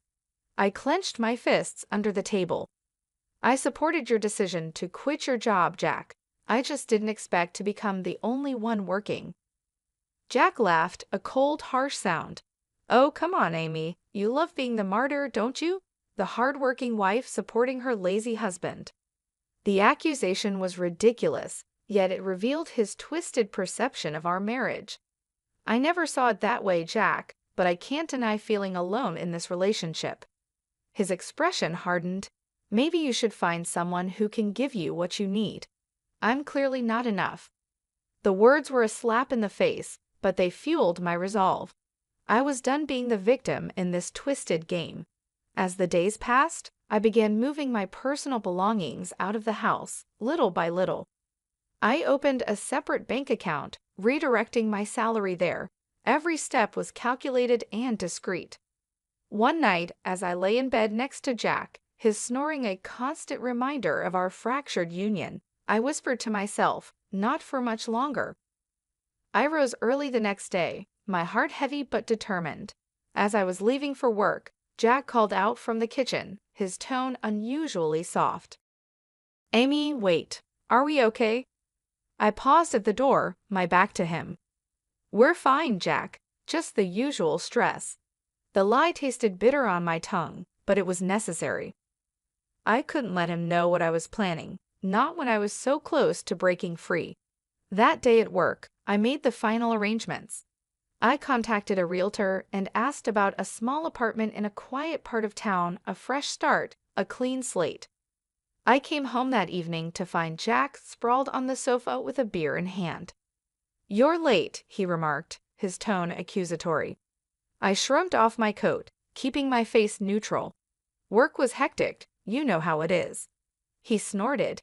"Yeah, right, busy being the big shot at the office." I ignored the jab and headed to the kitchen to prepare dinner. The mundane task was a welcome distraction from the turmoil within. As I chopped vegetables, my mind wandered to the life awaiting me, a life free from Jack's scorn and selfishness, where I was no longer invisible or insignificant. I served dinner, and we ate in silence. With each bite, I savored the fleeting moments of this facade. Soon it would crumble, and I would emerge from the rubble stronger and liberated. After dinner, as Jack lounged in front of the TV, I retreated to our bedroom. I lay on the bed, staring at the ceiling. The room, once filled with laughter and love, now felt like a prison, but not for much longer. My plan was in motion, and there was no turning back. The next chapter of my life was about to begin, and I was ready. The days turned into weeks, each passing moment bringing me closer to my freedom. My facade as the complacent wife was flawless, even as my plans to leave Jack grew more concrete. He, wrapped in his bubble of arrogance, suspected nothing. One Friday evening, I arrived home later than usual, exhausted from a demanding day at work. Jack was in the living room, absorbed in a video game, a stark contrast to my own weary state. "Jack, we need to talk," I said, my voice steady despite the fatigue. He paused his game, looking up with feigned concern. "What's up, Amy?" I took a deep breath, ready to confront him about the financial strain he had put on our marriage. I saw the credit card statement today. There's a charge of over $10,000, Jack. What did you buy? His face paled for a moment, then he shrugged nonchalantly. Just some stuff I needed. It's not a big deal. Not a big deal? My voice rose in disbelief. Jack, you used my credit card without asking, and for such an amount? He rolled his eyes, dismissing my anger. Come on, Amy, it's not like we can't afford it. Besides, I'm your husband. What's yours is mine, right? The audacity of his words left me speechless. This wasn't just disrespect, it was outright theft. My patience, already hanging by a thread, snapped. This is unacceptable, Jack, I exclaimed, my voice echoing through the room. You can't just use my money without my consent. This is financial abuse. Jack stood up, his demeanor shifting from dismissive to aggressive. Oh, so now I'm an abuser? Great. I can't even buy a few things without getting lectured. You're so controlling, Amy. His attempt to turn the tables on me was pathetic. Controlling? I'm trying to have a responsible conversation about our finances, which you seem to have no respect for. He scoffed, crossing his arms. You know what, Amy? I don't need this. I'm going out. With that, he grabbed his jacket and stormed out, leaving me alone in the midst of our shattered illusion of a happy marriage. I sank onto the couch, my mind racing. This confrontation was the last straw. Jack's complete disregard for our financial stability, combined with his entitlement and lack of remorse, solidified my decision to leave. But it wasn't enough to just walk away. Jack needed to learn a lesson and understand the consequences of his actions. My plan for revenge began to take a more defined shape. Over the next few days, I acted as if nothing had happened while internally I was a whirlwind of activity. I documented all instances of Jack's financial irresponsibility, gathering evidence for the impending legal battle. Meanwhile, Jack continued his carefree routines, oblivious to the storm brewing. He returned to his lazy habits, occasionally throwing a snide comment my way, but I was no longer the Amy who took his insults lying down. With each passing day, my resolve grew stronger. I was ready to reclaim my life and teach Jack a lesson he would never forget. Weeks slipped by, and the facade of our marriage continued a thin veil over the growing chasm between Jack and me. My plans, however, were solidifying, each step meticulously calculated. It was a waiting game, a game I was determined to win. One lazy Sunday afternoon, Jack lounged on the couch, his attention fixed on a football match. I approached him with faint casualness, a rehearsed question on my lips. Jack, have you thought about looking for a job? It might help with our finances, I suggested, keeping my tone light. He barely glanced away from the TV. Why bother? You're earning enough for both of us. Besides, I enjoy my free time. His dismissive response stung, but it was no surprise. Sure, but it's not just about money. It's about contributing, being a team. I pressed on, hoping to gauge his reaction. Jack snorted, his eyes still on the screen. Team, Amy? Let's not kid ourselves. You like being in charge, and I like things as they are. Why change a winning formula? His words were a bitter reminder of how little he respected our partnership. I hid my frustration, nodding as if I agreed. You're right, Jack. Why change anything? As he immersed himself back into the game, I turned away, hiding the cold resolve in my eyes. It was clear now Jack would never change, never be the partner I needed. The following days were a blur of silent preparations. I met with a lawyer in secret, discussing the possibilities of divorce and financial separation. I documented every instance of Jack's financial irresponsibility, his neglect, and his emotional abuse. Meanwhile, Jack continued his life, unaware of the storm brewing. He spent his days in idle leisure, occasionally throwing a barbed comment my way, believing I was too weak to fight back. But I was no longer that person. Each of his jabs only strengthened my resolve. The Amy he thought he knew was about to shatter his complacency. One evening, as we sat at dinner, Jack's phone buzzed incessantly. He glanced at the screen, a smirk spreading across his face. "Something funny?" I asked, my curiosity piqued despite myself. "Just a friend from the gym. We're planning a night out this weekend," he replied, his tone dismissive. I nodded, feigning indifference. "Sounds fun. Enjoy yourself." Little did he know, that weekend would be my chance. While he was out living his carefree life, I would execute my plan. The day arrived, and I watched as Jack left, dressed up and full of anticipation for his night out. As soon as the door closed behind him, I sprang into action. I had already packed my essentials, things he wouldn't notice were missing. I called the movers I had secretly hired, confirming the time for the next day. My new apartment was ready, a sanctuary from the life I was about to leave behind. That night, I lay in our bed for the last time, my mind racing with the events to come. I felt a mix of fear, excitement, and relief. This was the beginning of my new life, a life free from Jack's shadow. Tomorrow, I would confront him with my decision. But tonight, I savored the last moments of this chapter, ready for the dawn of a new beginning. I enjoyed the quiet before the storm, the last moments of an old life about to be left behind. The morning was bright and clear, a stark contrast to the turmoil inside me. Today was the day I would finally break free from Jack's manipulative grasp. My heart pounded with a mix of dread and determination as I prepared for the confrontation. Jack stumbled in late that morning, reeking of alcohol and arrogance. He flopped onto the sofa without a greeting. I steeled myself and walked into the living room. "Jack, we need to talk," I said firmly, my voice cutting through the silence. He squinted at me, clearly hungover. "What now, Amy? Can it wait? I'm exhausted." "No, it can't wait," I replied, my resolve hardening. "It's about our marriage, or what's left of it." He scoffed, rubbing his temples. "What about our marriage? You're not happy with me lounging around the house." "It's more than that, Jack," I said, my voice steadied despite the storm inside. "It's about respect, partnership, and trust, all of which have been absent for too long."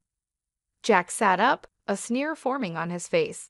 "Oh, here we go. The great Amy, always so perfect and judgmental. What's your point?"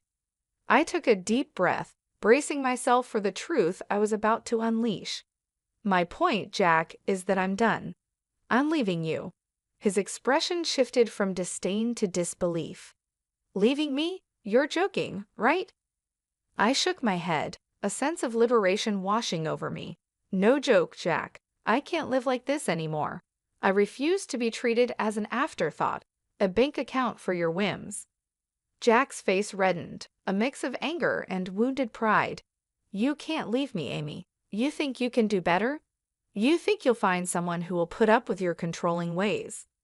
His words were a desperate attempt to regain control, but they fell flat. "It's not about finding someone else, Jack. It's about finding myself, something I lost the day I started letting you walk all over me." He stood up, towering over me, his voice laced with venom. "Fine, leave. See if I care. You'll come crawling back, you'll see." I met his gaze, my own eyes unwavering. "I won't be crawling back, Jack. This is goodbye." I turned and walked away, leaving Jack standing in stunned silence. My heart raced with a mix of fear, relief, and exhilaration. I was finally taking control of my life. The movers arrived, and I supervised the removal of my belongings, each item a piece of my new life. I was building a new life. Jack watched from the doorway, his face a mask of shock and resentment. As the last box was loaded into the van, I turned to face him one last time. "Goodbye, Jack. I wish you all the best." His eyes burned with a mix of anger and disbelief, but he said nothing. I climbed into the van, not looking back as we drove away from the house, the life, and the man I was leaving behind. The sense of freedom was overwhelming. I was starting a new journey, one where I was the author of my own story. Jack was now a chapter of my past, a lesson learned. As the van pulled up to my new apartment, a small, modest space filled with potential, I stepped out into my new world. A world where I was no longer Amy, the neglected wife, but Amy, the woman who reclaimed her life. Settling into my new apartment felt like taking a deep breath after being submerged underwater for too long. The freedom was exhilarating, yet the looming confrontation with Jack cast a shadow over my newfound independence. Several days passed in a blur of adjustment and anticipation. Then the inevitable happened. Jack's number flashed on my phone. I steeled myself and answered. "Amy, where the hell are you? You think you can just leave like that?" Jack's voice was a mix of rage and disbelief. I replied calmly, "I'd already told you, Jack. I'm done. Our marriage is over. You can't just decide that on your own. You're my wife." He spat out the words, his anger palpable. "I was your wife, Jack, and yes, I can decide. I won't be a part of a marriage where I'm disrespected and used," I countered, my voice firm. There was a pause, and I could almost hear the gears turning in his head. "You'll come back. You need me." I couldn't help but laugh, a sound of genuine amusement. "Need you, Jack? I've been the one carrying us for years. I don't need you, it's the other way around." His voice cracked with a mixture of fury and desperation. "You can't do this to me, Amy. What about our finances, the house? You can't just leave me with nothing." "That's not my concern anymore, Jack. You should have thought about that before treating me the way you did," I said, the satisfaction of finally speaking my mind liberating. There was silence on the other end, and then he hung up. I stared at the phone, a sense of finality washing over me. I had closed the chapter on Jack, but I knew this wasn't the end. There would be legal battles ahead, but I was ready for them. I was fighting for myself now. The following weeks were a whirlwind of legal consultations and paperwork, but each step brought me closer to my new life. I filed for divorce, citing Jack's financial irresponsibility and emotional neglect. He responded with a flood of angry calls and messages, each one more desperate and vindictive than the last. "You'll regret this, Amy. You can't just throw me out like garbage," he yelled during one heated call. I remained calm. "I'm not throwing you out, Jack. I'm setting myself free. And as for regret, I only regret not doing this sooner." As the legal proceedings progressed, Jack's true colors showed brighter than ever. He tried to manipulate the situation, paint himself as the victim, but the evidence against him was overwhelming.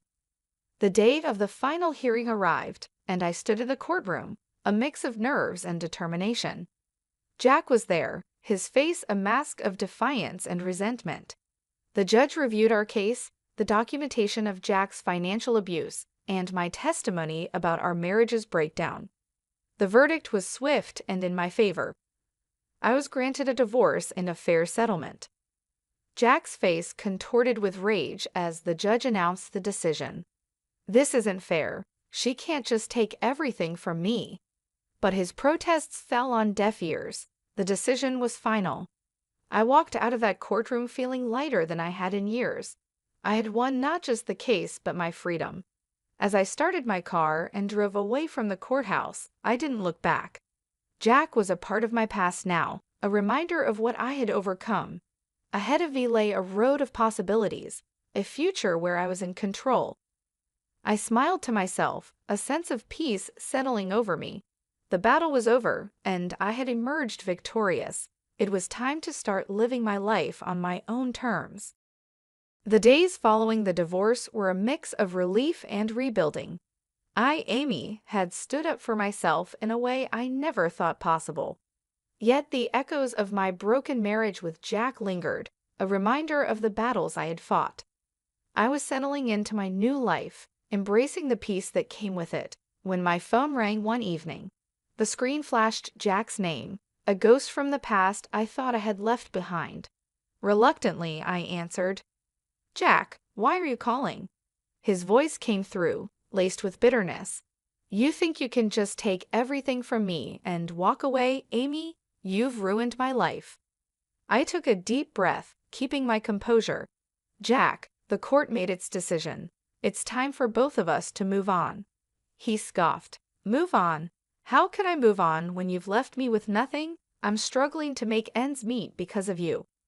The accusation was absurd, yet it didn't surprise me. "You're responsible for your own situation, Jack. I simply stopped enabling your behavior." His voice rose, filled with desperation and anger.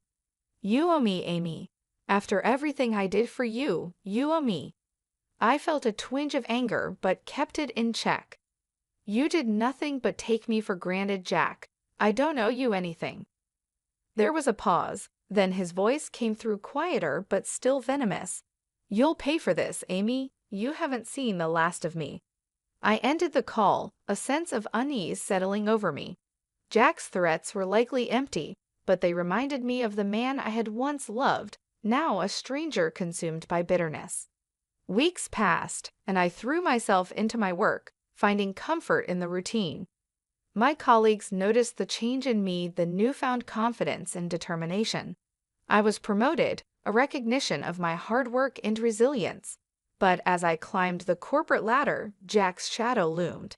He started a smear campaign, spreading lies and rumors about me to our mutual acquaintances.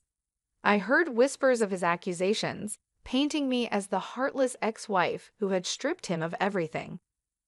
I confronted these challenges head-on, refusing to let Jack's pettiness derail my progress. I had fought too hard to reclaim my life, to let his bitterness taint it. One afternoon, I received a call from a mutual friend, hesitantly relaying a message from Jack. He was struggling financially, facing eviction, and in a moment of desperation, he reached out to me. I listened, a mix of pity and resolve in my heart. "Tell Jack I wish him well, but his choices are his own. I can't help him." As I hung up, I realized how far I had come. The old Amy might have rushed to Jack's aid, but I was no longer that person. I had learned the hard way that you can't help someone who refuses to help themselves. I continued to build my life, finding joy in the little things. I reconnected with old friends, explored new hobbies, and started dating again. Life was moving forward, and I was at the helm. Jack's attempts to drag me down continued, but they no longer held power over me. I had risen from the ashes of our marriage stronger and more determined than ever. As I sat in my apartment one evening, reflecting on my journey, I felt a sense of peace. I had faced my demons, fought my battles, and emerged victorious. The future was bright, and for the first time in a long time, I was truly happy. I was genuinely excited for what lay ahead. Life had found a new rhythm, and mine was no different. The scars of my past with Jack were still there, but they no longer defined me. I was Amy, reborn from the ashes of the life I had left behind. My promotion at work brought new challenges and opportunities. I thrived in the environment, my confidence growing with each successful project. My social life also took a positive turn. I met new people, some of whom became close friends and even started dating again. Life was good, but the shadow of Jack still lingered at the edge of my newfound happiness. One evening, while having dinner with a friend, my phone buzzed. It was a message from a number I didn't recognize. Hesitantly, I opened it. It was from Jack. "Amy, I need your help. Please." The words were simple but carried the weight of our shared history. I showed the message to my friend, who looked at me with concern. "You don't owe him anything, Amy. Remember that." I knew she was right. I had moved on, but it seemed Jack was still stuck in the past. I didn't reply to the message. Instead, I blocked the number and tried to focus on the present. The next day, I heard the news. Jack had hit rock bottom. He had lost his home, his friends, and was struggling to find work. Part of me felt pity for him, but another part knew this was the result of his own actions. I continued with my life, the memory of Jack fading into the background. My days were filled with work, friends, and the occasional date. Life was moving forward, and I was content. 2 weeks later, I bumped into a mutual acquaintance who had kept in touch with Jack. "He's not doing well, Amy," she said, her expression somber. "He's lost everything. He's even talking about leaving town." I listened, feeling a strange mix of emotions. Jack had been a significant part of my life, but he had also been the source of much pain. His downfall was his own doing, a result of his choices and actions. "He made his bed," I replied, trying to keep my voice neutral. "I hope he finds what he's looking for." As I walked away, I realized that Jack's downfall was his own karma. He had chosen his path, and now he was facing the consequences. It was a harsh reality, but it was not mine to bear. Months passed, and life continued. I heard bits and pieces about Jack's situation now and then, but they no longer affected me. I had moved on, building a life that was mine and mine alone. One day, as I sat in my office looking out at the city's skyline, I reflected on my journey. I had faced hard times, fought for my dignity, and emerged stronger. I had learned to stand up for myself, to demand respect, and to walk away from negativity. I had also learned to forgive, not for the sake of those who had wronged me, but for my own peace. Holding on to anger and resentment only weighed me down. I had let go, and in doing so, I had found freedom. As the sun set, casting a warm glow over the city, I smiled. I was happy, truly happy. My past with Jack was just that, the past. Ahead of me lay a future full of possibilities, a future I was ready to embrace. A few weeks ago, I lost my dad after he struggled with his health for a long time. My name is Kelly, and sometimes I find myself wishing I could have introduced him to his grandchildren. This thought always brings a heavy sigh. 5 years ago, when I was 37, I got married. On that happy day, my dad and I made a special promise I would be the first to tell him if I was expecting. Sadly, that's a promise I will never be able to keep, and it's the biggest regret I have about my dad. His illness was discovered a year ago, and since then, I did everything I could to be there for him. I visited our childhood home more often, spent many hours at the hospital with my mom, and made sure to call or video chat even more. Despite all of this, I sometimes wonder if it was enough. I'd often think to myself, could I have done more?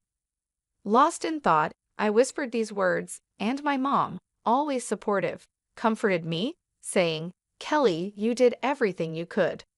Your dad knew that, and he was proud." Just then, my sister Julia walked in with a man who looked to be about 45, probably the lawyer. "This is Scott, the attorney," she introduced him, and my mom quickly offered him a seat. As soon as we all sat down, Julia couldn't hold back and mentioned that the lawyer said Dad left us a significant inheritance. I couldn't help but respond, "Julia, you know it's not all yours." That comment instantly changed the mood. My sister and I have always had a rocky relationship, made worse by our dad's illness. Her refusal to visit our dad, even though I tried to bring them closer, didn't help. Her attitude has always been a problem, and it became even more noticeable during these difficult times. Looking back, my words to her might have been too harsh, driven by my worry for our father. However, her response didn't make things better. "You're an adult. There's no need to be so stubborn," I pointed out, to which she snapped back, "I'm not being stubborn. Living in the city and traveling to the countryside isn't as simple as you think. It's just a 5-hour drive." I responded, but she argued back, saying that those 5 hours aren't just about time, it costs money. And yes, money is important to her. She told me she's busy and asked me to stop bothering her. That ended our conversation. Despite the distance, I always thought she could make an effort to visit now and then. This belief was a big reason why our relationship started to fall apart. In the end, she never visited our father, and the distance between us only grew. The tension in the room increased until the lawyer stepped in and suggested we all take a moment to calm down. I apologized, saying, "I'm sorry," which seemed to make things a bit better. The lawyer then explained, "As I mentioned over the phone, I'm here about your father's will." My mother, looking confused, asked quietly, "When was this arranged?" The lawyer replied, "A few weeks before he passed. Your father reached out to me. He asked you to come to the hospital?" My mother asked. The lawyer answered, "Yes, I drafted the will there with him, and his primary doctor was there too. It was arranged that the doctor would notify me after your father passed, which is why I contacted you now. The lawyer then took out a white envelope and placed it in front of us. Recognizing my father's handwriting on the envelope, I whispered, "That's definitely Dad's handwriting." Julia, visibly impatient, demanded, "Just get on with it." "What does it say? You know I'm busy." The lawyer, with a slight smile, opened the envelope.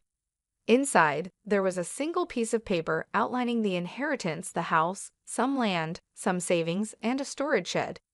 We knew about the house and the land, but the mention of a storage shed was new to me. My sister, frustrated, turned to the lawyer and asked, "Wait, what about the farm?" The lawyer echoed, a bit surprised, "Yes, the farm." I explained, our father used to work on it as a hobby. He had run a successful business in a nearby town, but decided to slow down after turning 55, thinking about closing the company to spend more time on his hobbies, including the farm. This new mention of the farm added another layer to our father's legacy and what he left behind during my high school years. I remember saying that I wanted to take life a bit slower. My sister, who was in college at the time, didn't agree with this more relaxed approach. But both my mom and I, worried about my dad's health, supported the idea.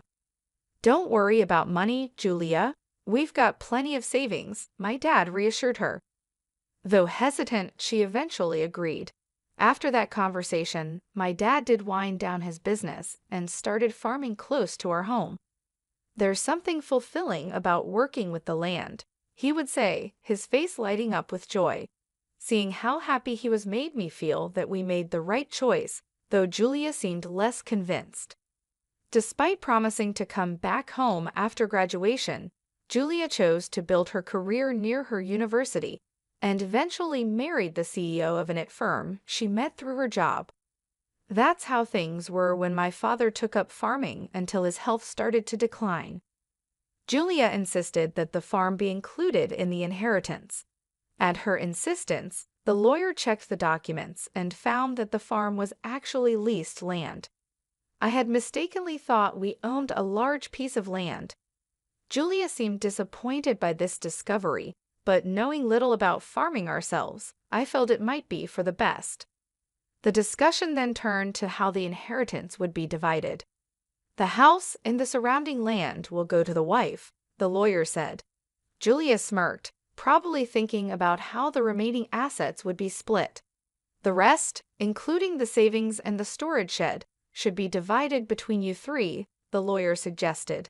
"Savings? That means cash, right?" "I'll take that," Julia said, focusing on the money. "The total savings amount to approximately $300,000, and this sum is not subject to inheritance tax," the lawyer informed us. "I want the $300,000 in cash," Julia declared, feeling like she had won. But this didn't sit well with me, and I spoke up. "Hold on, I don't agree. Why should you get all the cash?" I protested. "Because I'm the eldest," she argued, as if that settled it.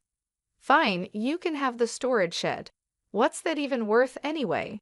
she added dismissively, turning back to the lawyer for more details. "It's the shed next to the farm. Whoever inherits it will own the structure, the land it's on, and anything inside it," the lawyer explained. Suddenly, Julia's attitude changed when she heard there was additional land. It struck me as odd that, even though she was married to a successful CEO, her desire for more seemed never-ending. As the lawyer explained more about the storage shed, he mentioned it came with a small piece of land, about 90 square feet, roughly the size of a small bedroom. He then laid out some photos of the shed for us to see, showing both the outside and inside. The shed looked quite run down from the outside, and inside it only had simple gardening tools like hoses, scissors, and shovels, nothing that seemed particularly valuable. My sister made a face of disgust when she saw the photos. "I don't want this," she said, looking closely at the images. They really just showed everyday items, more valuable for their memories than for money. "Fine, you take the cash. I want nothing to do with that old shed," she said, clearly wanting to distance herself from what she saw as a worthless inheritance. "Hold on, that seems unfair," I protested, realizing how uneven the division was. My sister quickly agreed to take the cash, knowing it was the more valuable option, leaving me with what she saw as worthless.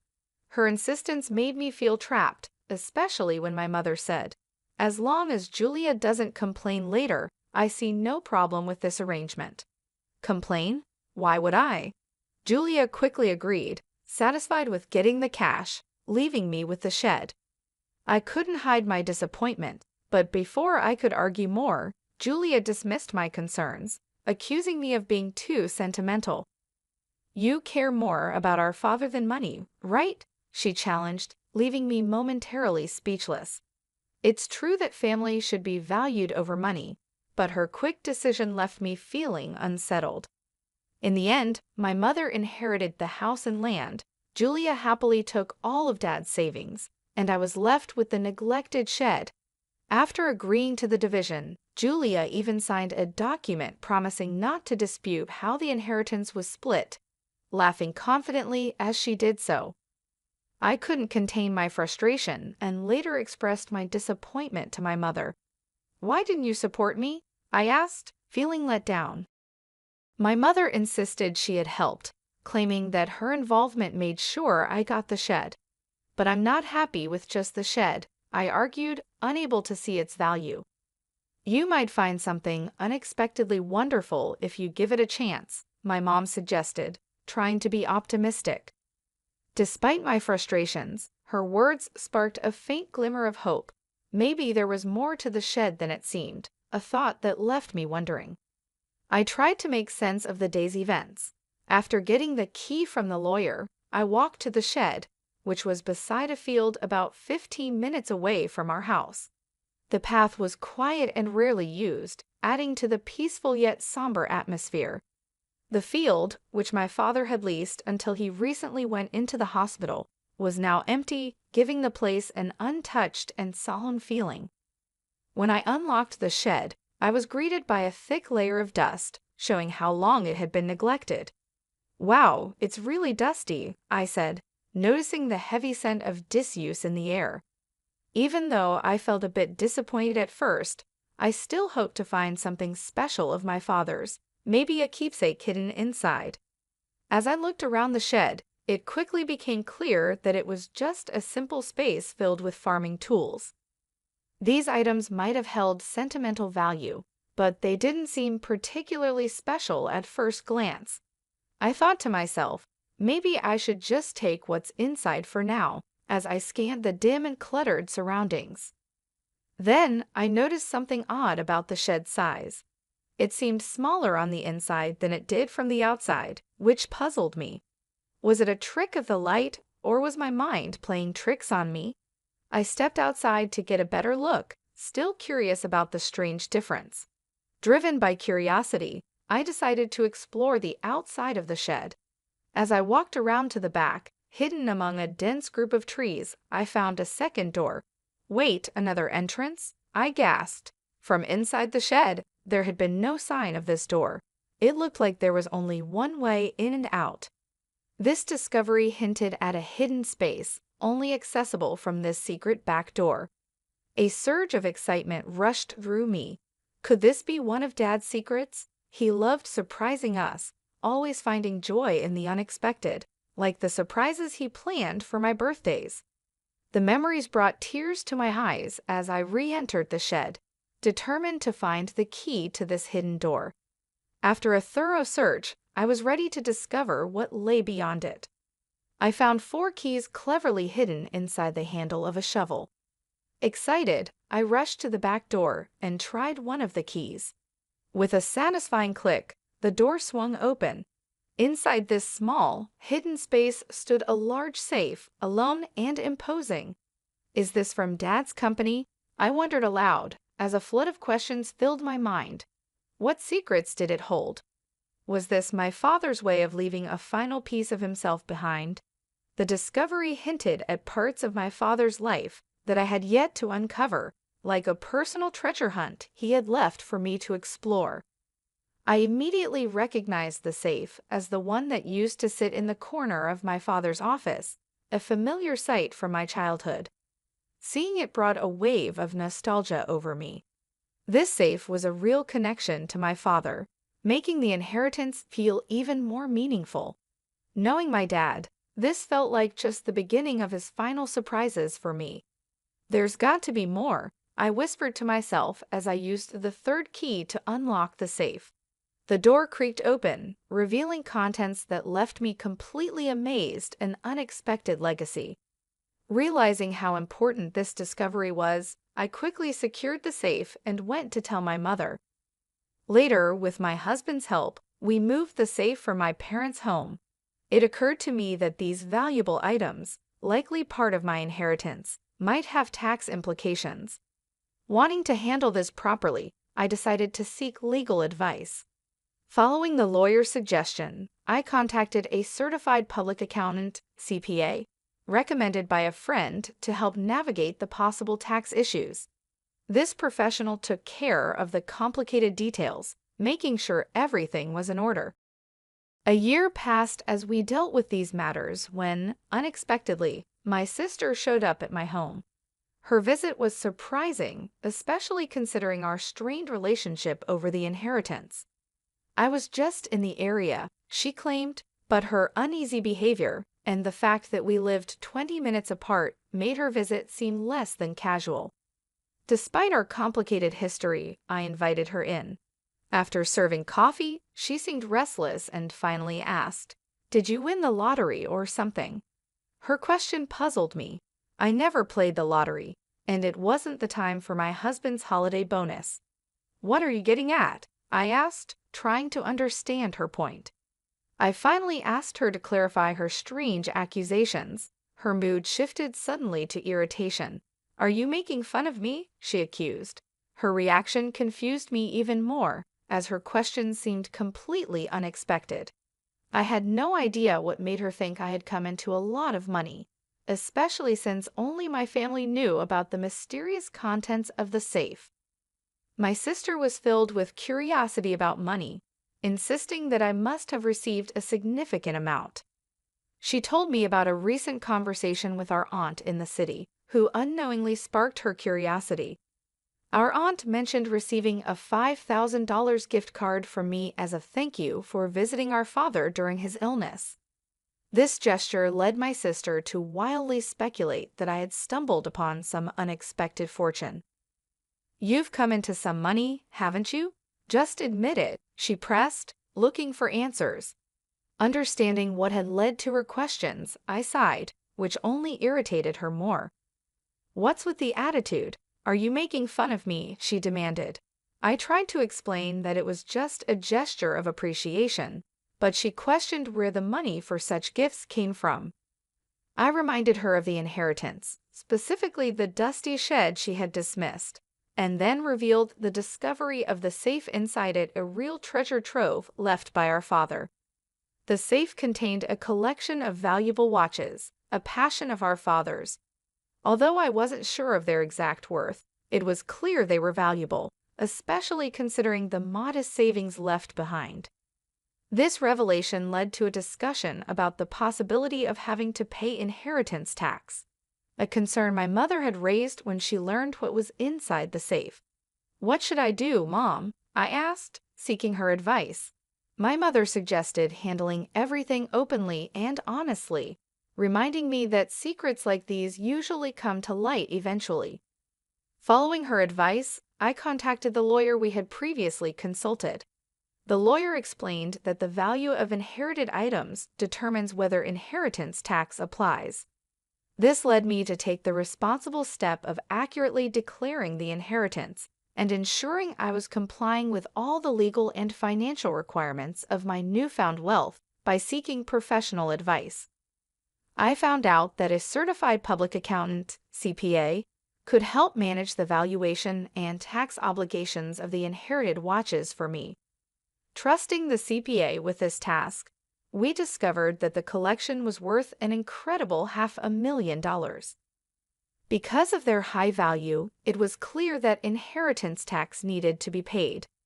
The sensible advice was to keep only the watches that held sentimental value to me and sell the others to someone who could appreciate and afford them. This approach not only made financial sense, but also felt right emotionally. From the money made from the sale, I was able to cover the inheritance tax and also send gift cards to relatives who supported us during my father's illness. This is what had sparked my sister's curiosity. Among the keepsakes, I chose to keep my father's pocket watch. It wasn't worth much in terms of money, but it was rich in memories. I shared this story with my sister, showing her the pocket watch and trying to explain its sentimental value. However, her reaction was lukewarm. She seemed more interested in what was sold than what was kept.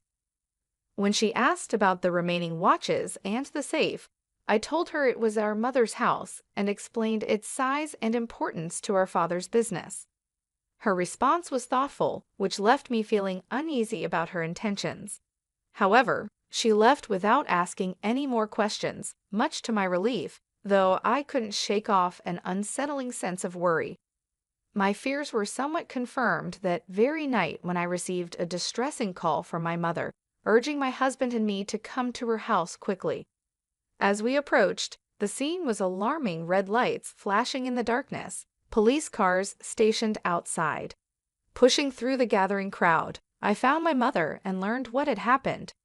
She had been getting ready for bed when she heard strange noises that startled her. It sounded like someone was frantically searching through the house. With no one else home to help, my mother made a quick decision to escape through a window, driven by fear and desperation. Her description of the situation was unnerving, painting a picture of a night filled with panic and uncertainty. Under the cover of darkness, my mother had noticed the eerie glow of a flashlight moving inside the house, confirming her fears of a burglary. In a state of panic, she made her escape. She sought help from our neighbor, who, after seeing the suspicious activity, quickly called the police, convinced that a burglar was in the house. But the supposed intruder was actually my sister, Julia, who had decided to search the safe after hearing about my inheritance earlier that day. Without knowing her intentions, both my mother and the neighbor were understandably alarmed. When the police arrived, the situation escalated. Julia, caught off guard and feeling guilty, tried to flee the scene in a panic. Ironically, as she attempted to escape, she collided with the safe, causing it to tip over and trap her underneath. This accident led to her being rushed to the hospital with complaints of leg pain, leaving us all in disbelief over her reckless actions. After this chaos, my mother and I found ourselves apologizing to the responding officers for the misunderstanding. I also felt the need to inform Julia's husband about the incident, only to learn from him that Julia had been hiding a significant amount of debt due to her extravagant spending on luxury items. Their recent argument had ended with her storming out, determined to borrow money from our mom to settle her financial troubles. What we didn't know was that she had already used up her inheritance in an attempt to pay off her debt. Julia's husband, already stressed from discovering her financial mismanagement, declared his intention to divorce her after hearing about her latest escapade. This revelation explained Julia's desperate actions that night, which led to a tense scene at the hospital where her husband brought up the subject of divorce. The entire ordeal turned into a dramatic clash, highlighting the serious consequences of Julia's actions and the turmoil they caused in our family. Julia was adamant, insisting, "I'm not getting a divorce, absolutely not." But the reality of her situation became clear when her husband presented the divorce papers. Faced with undeniable evidence of their broken relationship, she had no choice but to sign them. Now confined to her hospital bed, with a mix of shock and resignation, she was flipping through a part-time job magazine, clearly thinking about how to tackle her debt with new employment. While this turn of events was unfortunate, it offered a small glimmer of hope that she might finally take responsibility for her actions after everything that had happened. I made an important decision to move back to my childhood home. The chaos had definitely made me worried about my mother's well-being, But there was also a happier reason behind my choice I found out I'm expecting. After a lot of discussion, my husband and I agreed that moving back would be the best decision. This way, we can have my mother's support as our family grows. Even though I regret that my father couldn't be part of this joyful news, I find comfort in believing he would have shared in our happiness.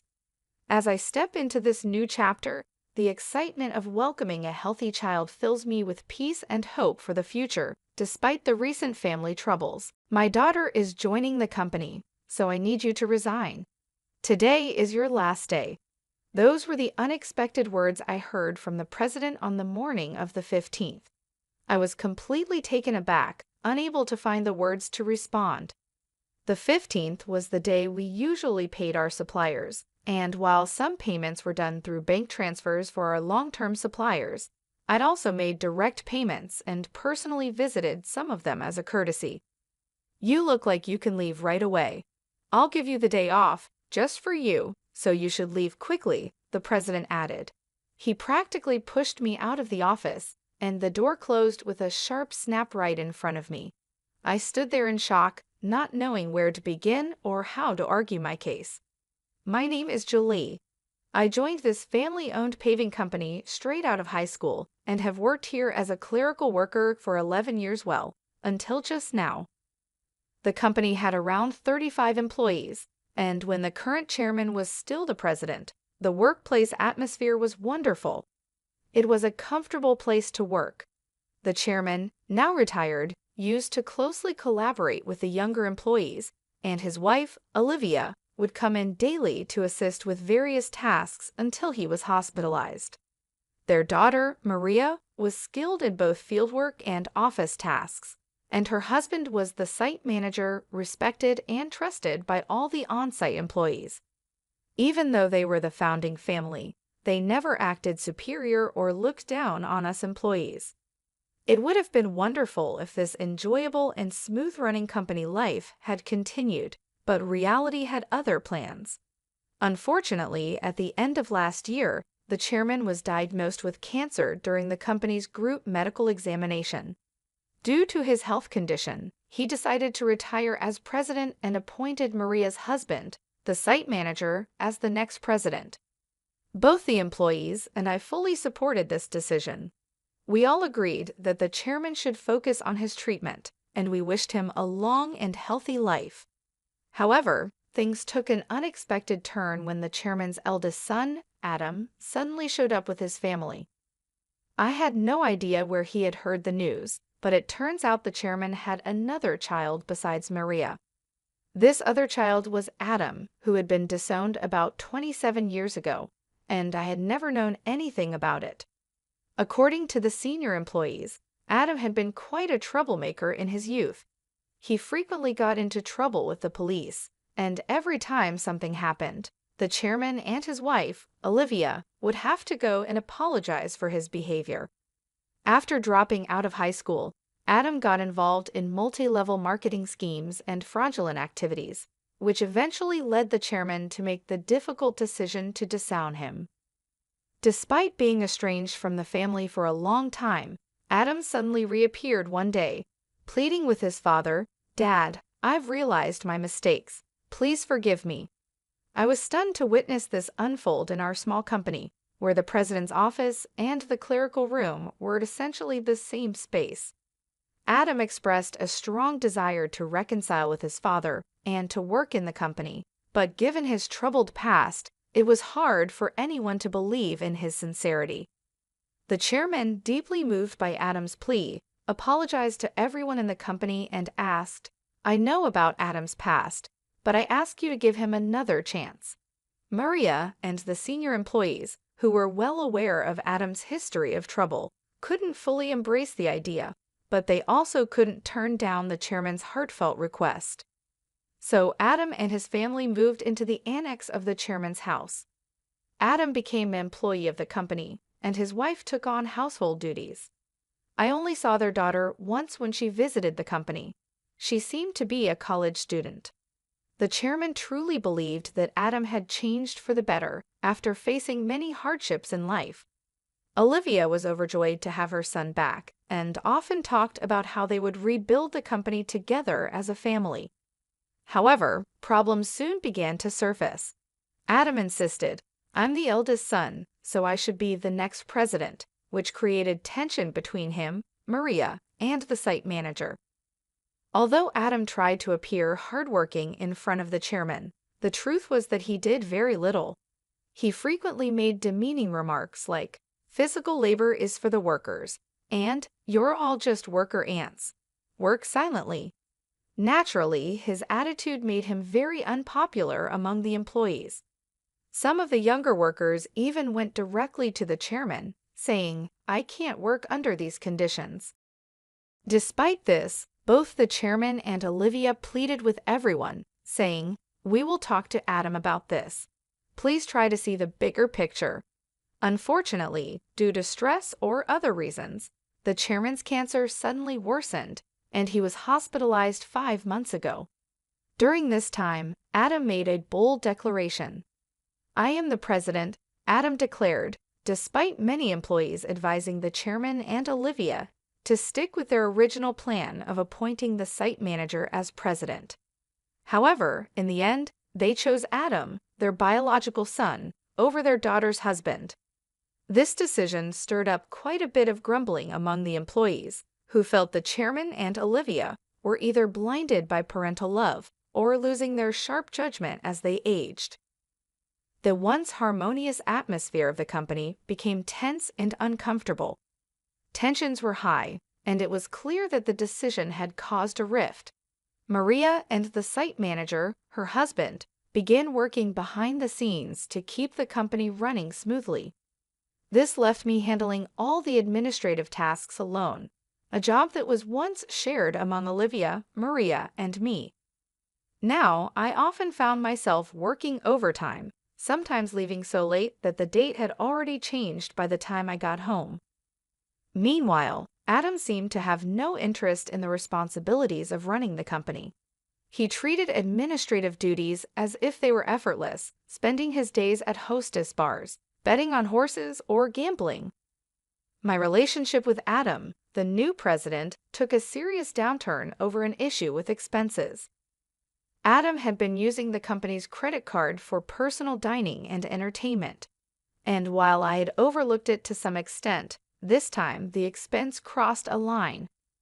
With apprehension, I handed the receipt back to him. "I can't approve this expense," I told him. "What? Why not?" he demanded. "This is for your wife's corrective underwear. It's not related to business, so it can't be expensed," I explained, trying to remain calm. Adam's face flushed with anger. "Don't challenge me. She's the president's wife. It's natural for her to dress well. This is a valid expense," he insisted.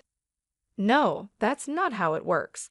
Your wife's underwear can't be considered a business expense," I stammered, struggling to comprehend how the president could justify a $7,000 expense for his wife's corrective underwear.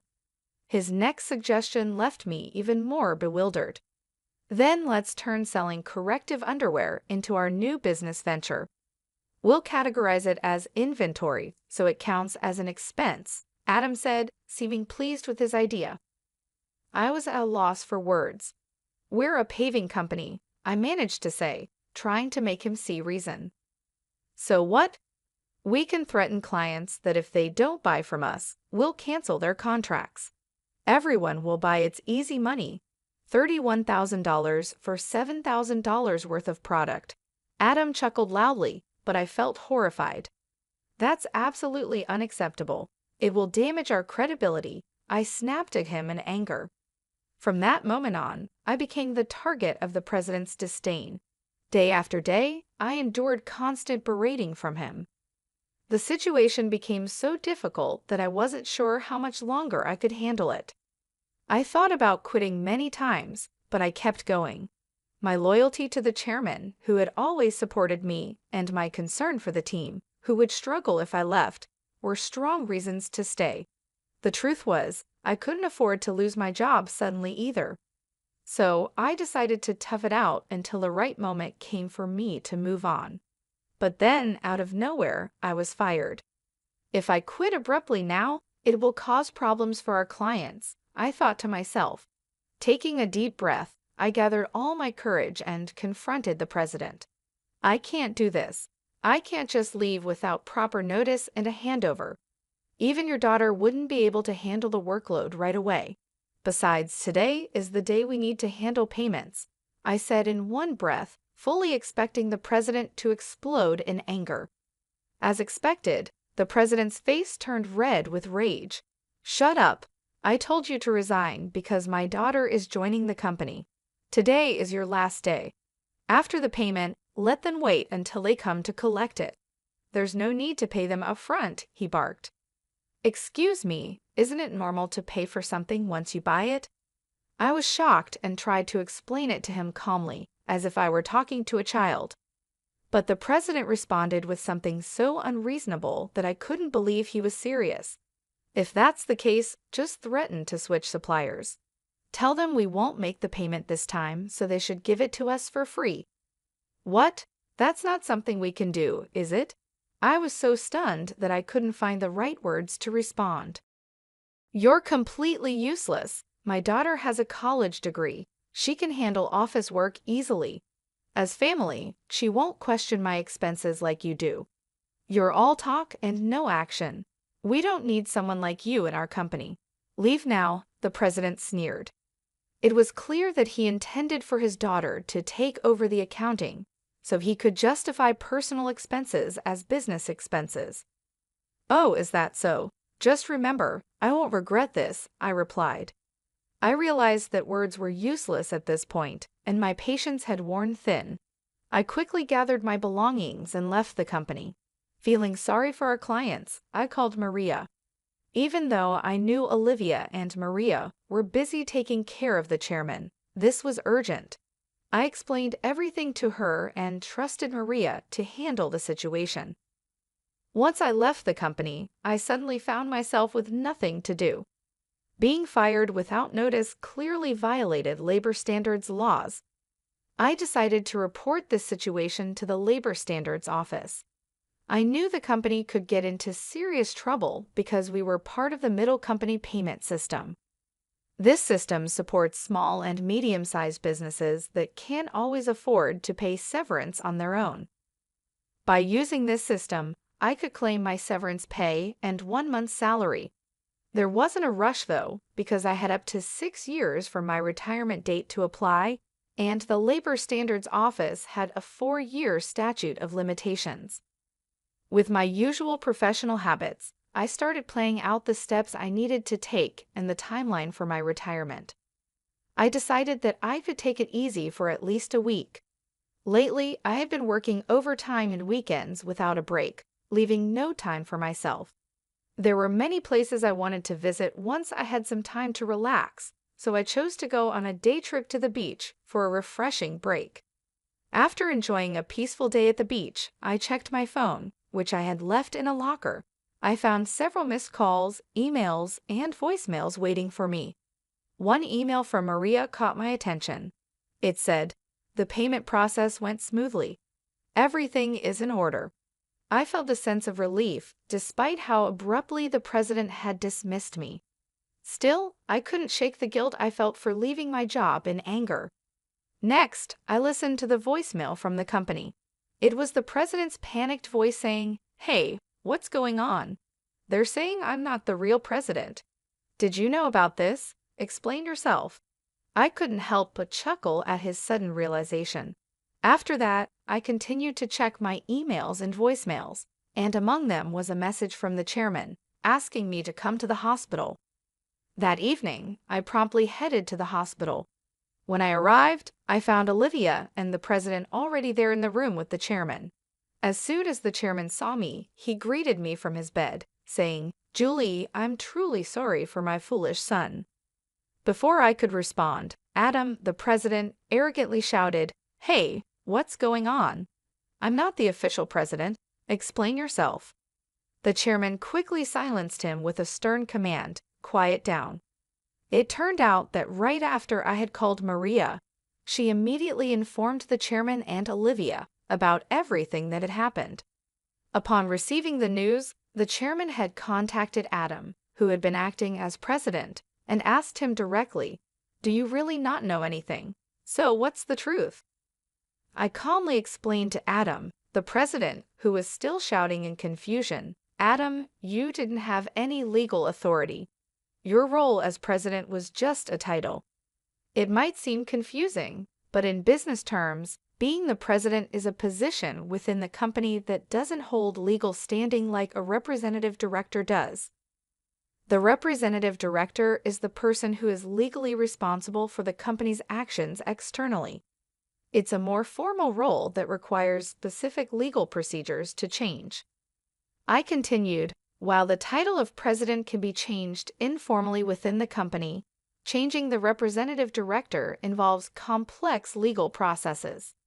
That's why your position didn't carry the legal weight you thought it did. 5 months ago, when Adam was appointed as president, there was strong opposition from Maria, the site manager, and some veteran employees. That's when I proposed a strategy. Adam would be a figurehead president, while the chairman remained the legally responsible representative director. As someone familiar with company procedures and laws, I knew how complicated these things could get. Under my plan, if Adam showed genuine dedication and won over the employees, we would then start the legal process to formalize his presidency. However, if Adam failed to prove himself fit for the role, our backup plan was to either remove him or even consider closing the company, while Maria and the site manager prepared to start a new venture. Maria doubted Adam's ability to change, but the chairman and Olivia continued to believe in him until he unfairly dismissed me. That seemed to wake them up to his shortcomings. If you want to be a leader, you need to learn to take care of your employees. I've told you this many times, the chairman emphasized. Adam retorted, "It's not a big deal, right? Can't we just handle the procedures now?" "No, it's not possible," the chairman explained. "Our company offers stocks to employees who want them, and many of them own shares. Julie owns 20%, making her a major shareholder. We can't ignore her views, and other shareholders won't support you either." As the reality of the situation started to sink in, Adam's face paled. "What? I don't have any shares." "None?" he stammered. "I plan to pass on my shares to you once you proved yourself as president. But I'm deeply disappointed in you. Were you only interested in my wealth, thinking I didn't have much time left?" the chairman said, slumping in despair. Olivia remained silent, visibly upset. Defiantly, Adam responded, "Well, I'm the eldest son. What's wrong with taking what's rightfully mine? The company belongs to me." "I can't forgive you anymore," I said firmly. The chairman bears full responsibility as the representative director of this company. Moreover, as a shareholder, I have the right to call for a shareholders' meeting and propose your removal.